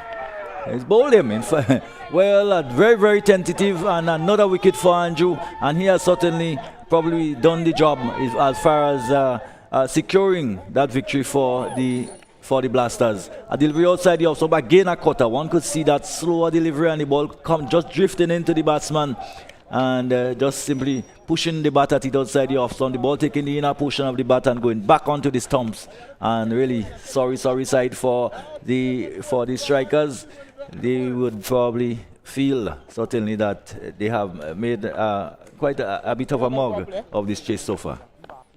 Well, the chase has been halted by the disciplined bowling of Kelshawn Andrew. 2 overs, 6 runs, picking up 4 wickets. Really outstanding figures for him. Really putting a dent into the batting of the Saffron strikers. It will be, really an uphill task from here for the Saffron strikers if they are going to get anywhere close to that 108 or 109 required for victory. Well, you say a dent, probably a huge nail in the coffin, and only 38 for 6. We just come to the end of over number 4, and it will be interesting. Probably it's left now probably to Joseph to play one of those innings, probably the 40 that would be quite welcome on this occasion. Whether it will be enough is another story. Oh. So Joseph just looking to take the attack to Rogers. And that one just turning over the top of the off stump. Very dangerous shot to play to a delivery like that. And the ball just going over the stumps. Again, bit of purchase, a bit of grip. That one did spin past the bat of Joseph. So we've seen Rogers just extract a bit of turn there, not much, but he does have something there, Rogers. Really don't need to turn it big. This time just losing the line. And giving the batsman an opportunity. And when you have a batsman in your clinch, like you did, you don't release them. Keep the pressure on. Just releasing Joseph there for a moment. But again, the pressure mounting, 12.18 required. The run rate has gone down significantly to 9.23. 40 for 6. We didn't see that coming.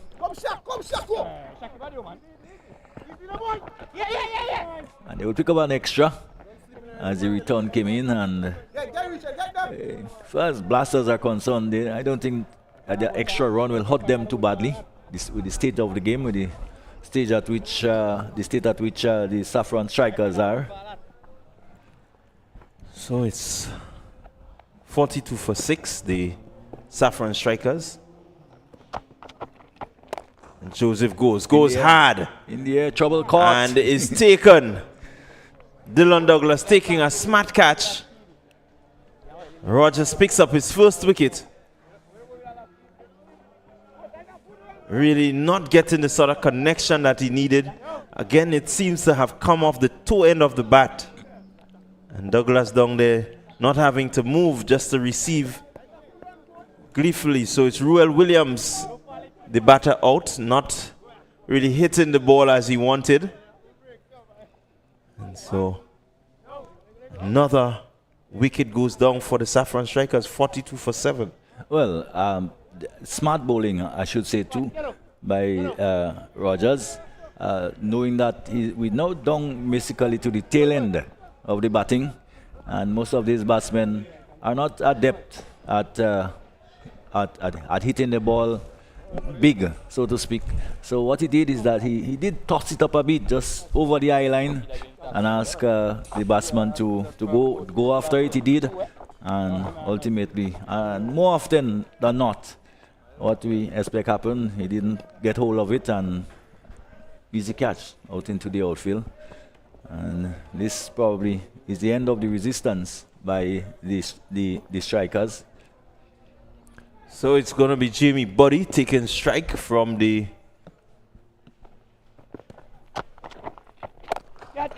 Buddy goes, not really getting the connection again.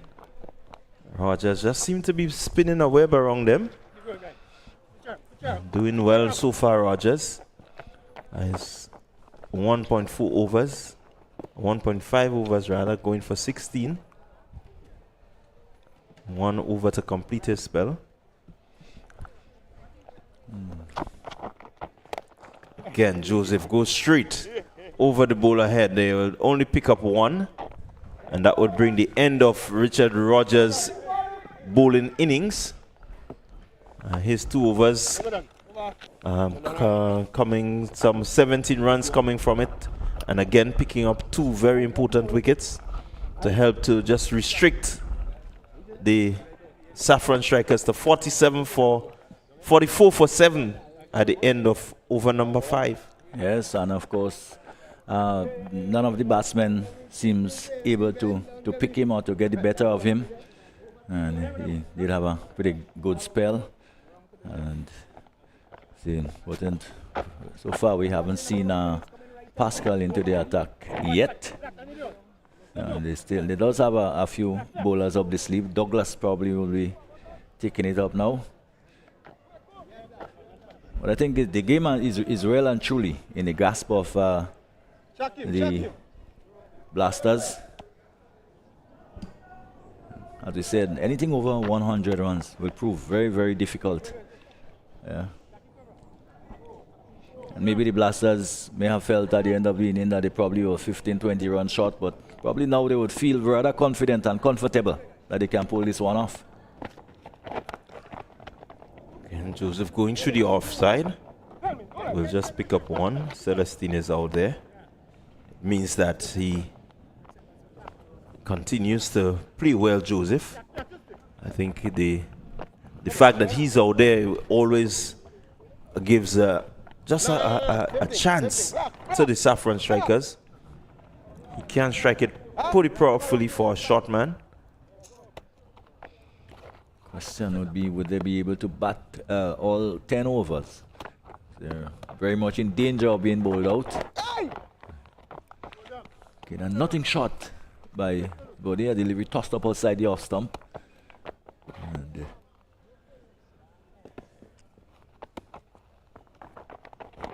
short delivery again, fast and short. good thinking by Douglas. Bodie not seeming to pick anything up. It may just be a matter of time before he too sky one to be taken in the outfield. Again, up in the air it goes, just as I was saying. Does it have the legs to go over the boundary? Yes, it does. Well, he did get hold of this one. And something had to give. Well, Jamie Buddy latching on to what we would call a loose delivery, a slower one. We saw the faster one come through. And this time, Douglas just looking to hold it up, but just getting it a little too close to Buddy. Freeing the arms there, Buddy, and 6 more to the Saffron Strikers total. Moving them on to 51 for 7. Buddy looks he's a muscular man, sir. Well, we want to refer to him as a big man. And should be able to hit the ball a long way. So for the Saffron Strikers, they would hope that that's one of many to come. This time short, and again the toe end of the bat, but he has gotten enough of it again. This time on the opposite side of the wicket, and same result, 6 more. I think they need a lot more of that. So the impetus for the inning has been really Buddy giving them some sort of drive and impetus, and the Saffron Strikers probably will start believing again. 57 for 7. The problem is the wicket column.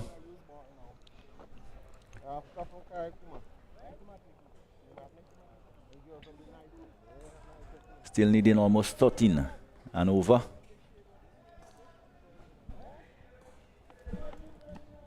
And Andrews featuring prominently in the wicket column. All 4 of them. 4 of them. 4 of the 7.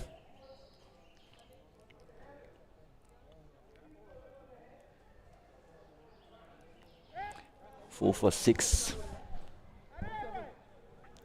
One cannot ask for more.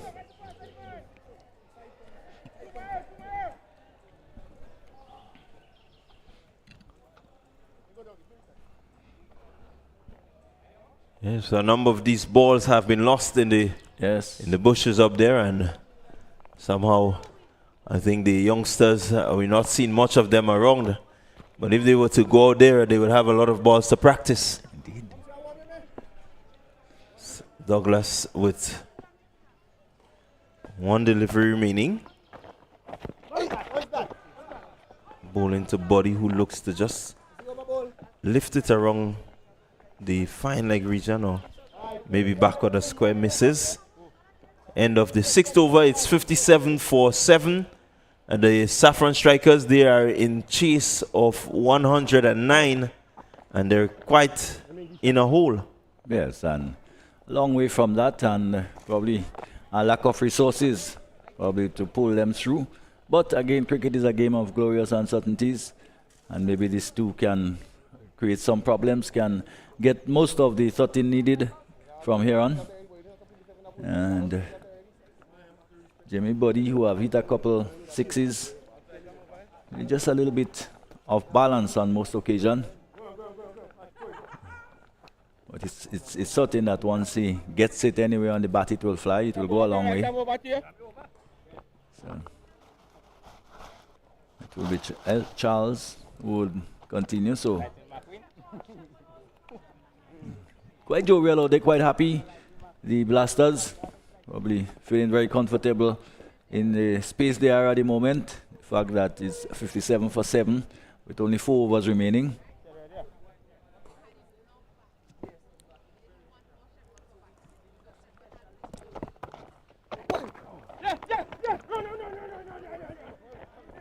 Shakim Charles with the ball in hand, picking up just 1 delivery, really homing in on the wickets. Joseph there not really deciding early what he should do, but he came down just in time to ensure that he preserves his wicket and that he can continue to soldier on for the for the Saffron Strikers, who have really, the run rate has dropped quite considerably and are going at a pretty pedestrian. They're looking to build some sort of momentum again, just consolidate their position a bit. But he's looking to go inside edge. They go for one. That's all there will be. So the Blasters wouldn't mind that. One wouldn't do the trick. And getting up to 14 over needed. Charles seems quite happy to give the ball some hang time.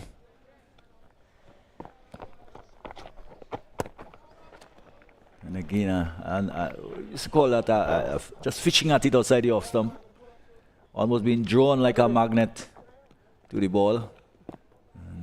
And that format again, you want to say it's a nothing shot.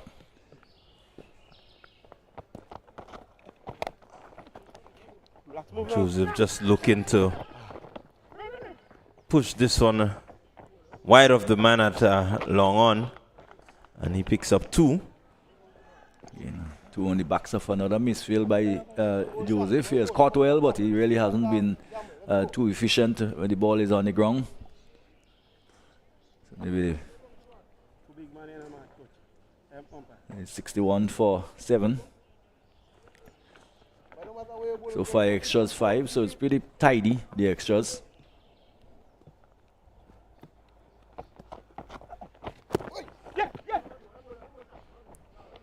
Again, Bayleaf Blasters, they would feel that they've done enough. They just seem to be trying to keep things relaxed as possible, keep the ball in the inside of the boundary, and make sure that the Saffron Strikers batters have to take some sort of risk. It's the run rate pushing up to 14.84. Will take some hitting. It's not mathematically impossible as yet. They can get there. One delivery to go, whatever happened, Charles will have come out of the over quite fine. Even if he goes for 6, it will be only 10 runs in the over. As indeed he may well do. He may well go for 6 there. He does, and it's another big hit again by Jimmy. Body, delivery pitched up outside the off stump and swinging it away. Over log on for 6. Well, Buddy races on to 20 from 8 deliveries and really striking well. This is more of what the Saffron Strikers need if they're really going to challenge that 109. He has a good partner in Joseph who can hit the ball around, and so they would feel confident that they can still do it. 10 and over would not do it. So 10 runs from the last over. They will need to go a little bit harder, a little bit faster. And we'll see how it goes in this over. As I say, the rate just pushing up towards 14, which is still within striking distance.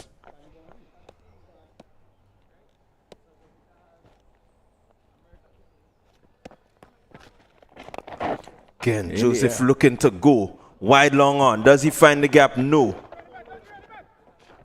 And good run in there by the pair. They pick up 2. Fielder just had to move a bit, and they picked up 2. So really good running by the pair. They are really looking to get themselves a partnership of 28. Means that they are building, and they're building at a quick time. The rate at which they're rebuilding is pretty good. Joseph again, wide long on, comes into play. And this time the fielder got to the ball a lot faster. So they could only get 1. But this is the sort of urgency. This is what you need from them. As you rightly said, reducing the dot ball percentage is important, especially in the shorter format. And so far they're doing pretty well. Yeah.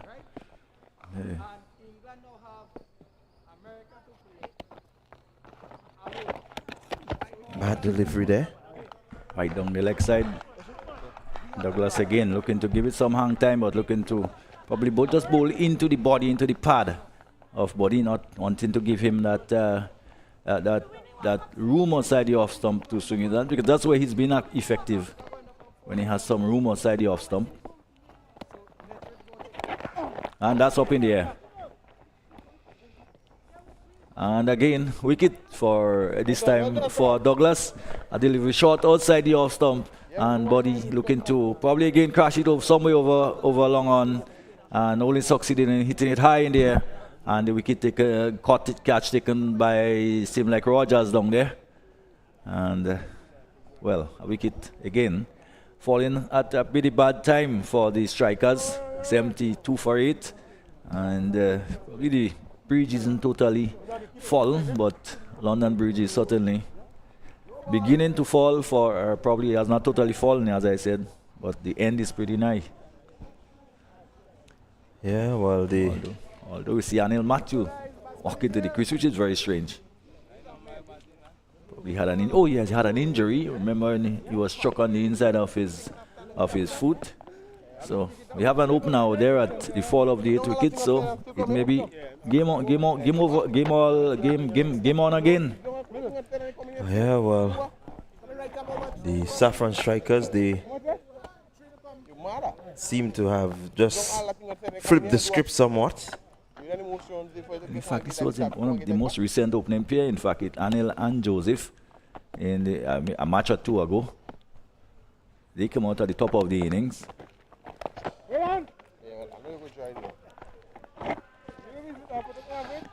Matthew happy to play defensively back towards the bowler, which I think amused the crowd a bit. Again, just pushing the ball out into the offside. Means now that the rate has plummeted to 17. Almost look like he's been taken up to space with a rocket. Yeah, so again, pretty good running there by Matthew and Joseph. As you rightly said, they opened the inning, so I think they know each other pretty well, and they will, communicate and do what they know they can do. When the ball is in the slot, I expect them to go after it, and hopefully, with some 35 needed from 12 deliveries, they just may be able to cross the line. Well, it's left to be seen. And the thing is, as long as they have probably one, in this case, it has two accomplished batsmen at the crease, so they would understand what the task at hand really requires, and they both can hit a long ball, and this is really the business end of the innings. Again, Joseph just looking to sweep and picking up a really good boundary there, Joseph. He continues to be on the charge. He's not giving up. You can see that he's still looking, searching to see if he can pull out a victory here for the Saffron strikers. It will take some doing, but it is possible. But he has started well. Got 4 runs in the fourth ball, and there will be some more here.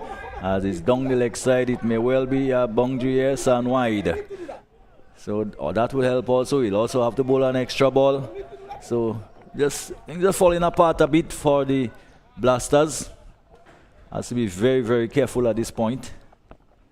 And with that, the rate again has gone down to just above 14. It was heading up to 18 just 2 deliveries ago. Yeah, 26 needed. 11 deliveries. Joseph going again. Not really getting the result, but the intent was there. He's really trying to cramp the batsman for room. Again, looking to crash that one past the bowler. Bowler did well to get his hands in the way. So midway through the 8th over, and already again the rate has climbed to almost to 17.5. So anytime they do not score, maybe 2 or 4, rate will continue to mount. With 9 legal deliveries to go.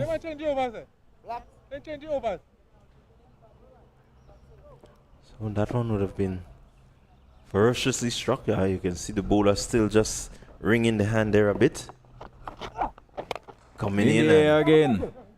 Where has this one gone? Not very far, I'm afraid. And another catch, and this time by Campbell. And the wicket of Joseph, which is, I think, a big one in the circumstances. And probably with him goes the final chance for the strikers. Yeah, Joseph just looking to go big. He knew what is needed, and there was no letting up. He was going for all money and has lost his wicket. So I think now we can say that that is the end of the opportunities for the Saffron strikers. They really seem to be struggling. They're not the team that we saw, or nowhere close to the team that we saw winning last season. They're really coming into the seller position this season. It says that they have fallen away quite drastically. And one of the reasons for that also could be the total performance of the man who has just walked in to the crease, the captain Cyrus, was demoted. Is that a demotion? Demoted or promoted himself to number 11. I don't know which way you're going to put it.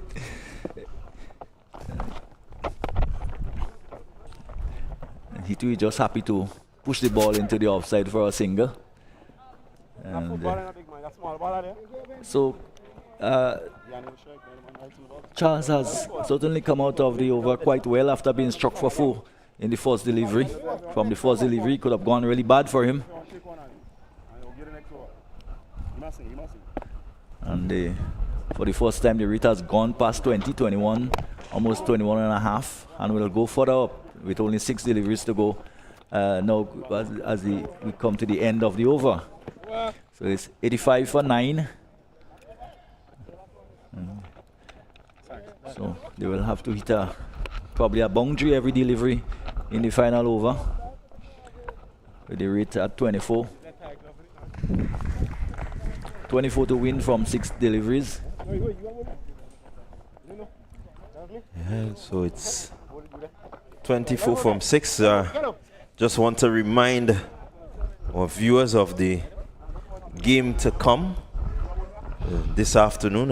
I'm not speaking about the Ginger Generals and the Clove Challengers, but I'm speaking of the charity match. That charity match that is on, where you can come and see the likes of Junior Murray, Jalen Boise Olive, and Kendall Lednick George, and these guys take on a GC Select 11. It will be very interesting to see these boys out in the middle. And so I know there will be drama, there will be some excitement. It's going to be interesting. Yeah, this one will be for the crowd. You know, it's almost a lighter side of it. Here is all battle, is competition, seriousness. I think that game is really, this one is for the crowd, and as you said, there would be some drama, there would be some laughter as ball being struck straight down the ground for a single. And with that single, I think goes the game for Saffron strikers. And now needing what? 23 from 5. Probably another Shepherd over will do for them. 30 from 5 6s. Not too difficult. But again, and he'll probably not very fit. You can see he's not probably not with that, or in fact the captain Cyrus, who just struck it down the ground for a single. Probably ensuring that they do not get bowled out. Maybe that's an important thing, that you, or at least you can say that, oh, but you didn't bowl me out. You won the game, but I wasn't bowled out. Imran Joseph. Oh, full and wide down the leg side will be called wide. He look a bit stiff to me. What do you think, Imran? It's probably a little bit, bosses a little bit more at times. Well, I think he's just trying to close off the over by not really giving away anything, and he has just given away. What he doesn't want to do is what he just did. So, just wants to be wicket to wicket. I think this is what he's aiming at. And you can see that from that delivery. Just aiming at the stump, homing in on the stump and trying to make sure that, you know, the batters don't get anything from his bowling. So they need just a small matter of 21 from 3. Again, another wide down the leg side. That would help. He's down to 20 from the same 3 deliveries.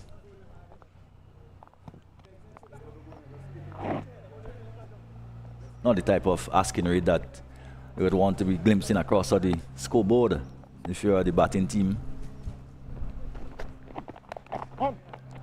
Another conventional cricket being played by the batsmen, just pushing the ball around.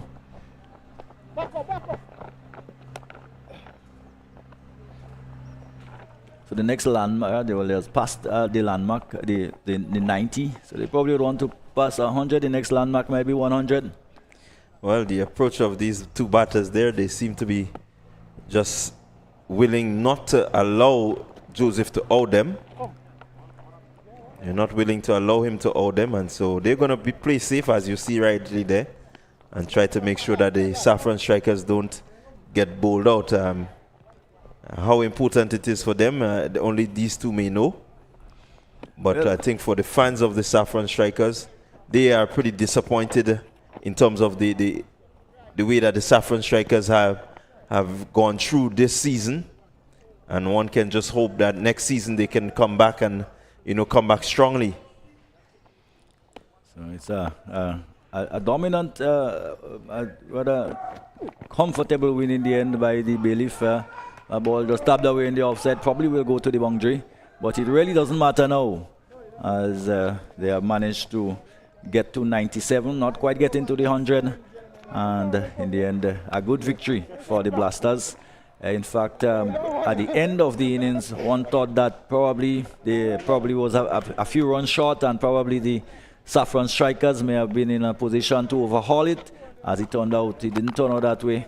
They lost wicket at crucial times, really, after being in a relatively good position in the opening 2 or 3 overs. So, but really couldn't get the job done. So that's the situation. Well, that brings an end to this, the 5th and 6th place playoff. And so now we can confirm that the Saffron strikers, they will end up in the 6th position, while the Bayleaf Blasters, they would end up in the 5th position. And in a short while, we are going to have the presentation, the post-match presentation. But while we do that, while we await the post-match presentation, let's just run through the scorecard quickly. Yes. The Saffron strikers, their batters really never got going except for Rikel Sylvester. He scored a brisk 26 of 10 deliveries. He struck some 3 4s and 2 6s. And the next best score came from the bat of Jamie Buddy. He scored 20 of 9 deliveries. He had 3 6s in his innings. The other batter getting into double figures, Sheldon Joseph, he got 13. And as my good friend Jason Skeet would say, the rest seems to look like an overseas number. Really no one else getting past 10. And so with scores of 3, 1, 4, 0, 0, 2, 7. And definitely we need to call somewhere abroad. Bowling for the Bayleaf Blasters, the pick of the bowlers, Kelshon Andrew. 2 overs, 6 runs, picking up 4 wickets. Richard Rogers, he also had a good day in the field. His 2 overs went for 17 runs, picking up 2 wickets.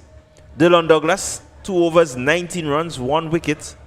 And Shakim Charles, he had 2 overs, 21 runs, 1 wicket. So a pretty decent performance for the Bayleaf Blasters. They would be happy. Coming into the 5th position, they had a really start-stop season.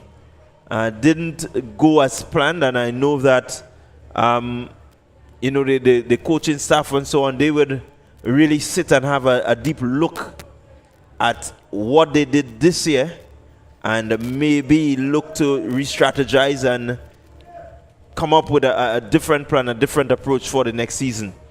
Of course, it's the Dream 11, and I don't know how the word dream we can associate it with with some of the teams, but they will need to awake from this slumber for the tournaments to come, and especially for the Saffron strikers, very disappointing. The defending champions coming into this tournament really haven't given much at all this year, but these things do happen sometimes in sport, and they really did not look the part. All right, so when we're ready, once Jason is ready, we'll. But don't forget, it's the Clove Challengers and the Ginger Generals. They will be coming up next in the Eliminator. Whoever wins this game goes on to play the Nutmeg Warriors, who we see for yet another season. Yeah. This is the 4th edition of the Dream 11 Spiceal T10, and the Nutmeg Warriors, they have featured in all 4 finals. Yeah. It says a lot about the Nutmeg Warriors and their consistency, lifting the trophy only once. But can the 2024 edition be a year for the Nutmeg Warriors? Jason, once you're ready, we're going to go down to you, and you're going to just give us the post-match, and you can wrap. All right. Well, thank you very much. Thank you very much, Clyde and Hector.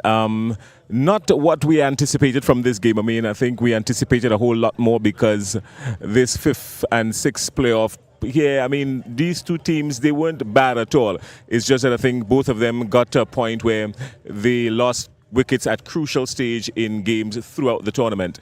But coming out on top today, the Bayleaf Blasters, and the man of the match today, Kelshawn Andrew. He was very impressive with the ball. He had some pretty good figures. Kelshawn Andrew will collect his Man of the Match award, and then he'll come have a chat with us. He'll pose for a photo with Keisha. Kelshawn, 4 for 10 in 2 overs. Congratulations on your Man of the Match award. Yeah, first I would like to thank the Almighty for this wonderful day. It's a pleasure to be Man of the Match in this game. I really enjoyed the game today, and yeah. I mean, you guys were right there just almost every occasion. This tournament has been a rough one for you. You've lost wicket at crucial times, and then your batting has not really clicked at all this season. Not that you don't have, but you do have some really good batters in your lineup. You got to 108 today. Yeah, well, the team performance wasn't as we expected, you know. The batting didn't really click, as you say, and the bowling was a little bit better today than the rest of the tournament, but, you know, we enjoyed the game today, yeah. All right. Well, Kelshawn, thanks a lot and congratulations, and we wish you and your team all the best. Better luck next season. All right, yeah. All right. Well, let's bring in the captain of the Saffron Strikers. The Saffron Strikers, well, you guys had a rough day today. It was difficult for you guys today. Yeah, I mean, the tournament didn't really go well for us, so we just had to look to come back next year and try to do better. I mean, at one point, I mean, we were absolutely sure that you guys were going to be right up there. I mean, you started off pretty well, but then just losing wickets at critical times throughout the course of the tournament and not capitalizing, and just those little fine moments where you had games to win, but just losing your shape a little bit. You guys got some work to do going into next season. Yeah, as I said at the toss, I think like in certain games we lost due to bad decisions in certain games. So I think we played really good cricket at times, but just bad decision making cost us a lot of games. So we look forward to next year and hopefully we can do better. All right, well, congratulations, Saffron Strikers. They're the defending champions. They're out so far in this tournament. No one team has repeated as champions. And let's bring in Heron Campbell. Heron Campbell, the winning captain today. Heron, the Bayleaf Blasters, I mean, you guys won the 2nd edition of the tournament. And you've been right there knocking all about. This year, not a pretty good year for you. You've missed some of your key players. And I'm quite sure that must have affected how you guys went through this tournament. Yeah, indeed. We know what the key players could bring to the fore. However, we had a pretty good team, a balanced team, but we didn't play the sort of cricket that we ought to play, and the result showed. You guys come out with a win today. That's a good way to end the season, of course. Even though it was some tough luck, some good batting. I mean, you guys finally looked as if you got some batting clicking today. Yes, at the start, I've decided that I will go there and express myself, both I and Wavella, and we went out there and we did so. However, as I stated earlier at the toss, a win here will be a consolation win, and we went out there and we did it. All right, well, we're going to wish you guys all the best for next season. I know it was a rough one this year, but you guys are much more than capable of bouncing back. So we wish you all the best for next season. All right, thank you very much. All right, well, that was the captain of the Bayleaf Blasters. They came out on top today. All right, here's what's going to happen now. We're going to get ready for the next playoff. The next game will feature two of the top teams, the Ginger Generals and the Nutmeg Warriors, the Ginger Generals, and the Clove Challengers looking for a spot in the finals against the Nutmeg Warriors. The Nutmeg Warriors have already qualified for the finals. That's coming up in just a little bit. A beautiful day for cricket. The outfield looks good. The groundsmen are working. And just before we get there, we're going to refresh ourselves for a little bit, and then we're going to come back with match number 2 today. Until then, we see you in just a little bit, everybody.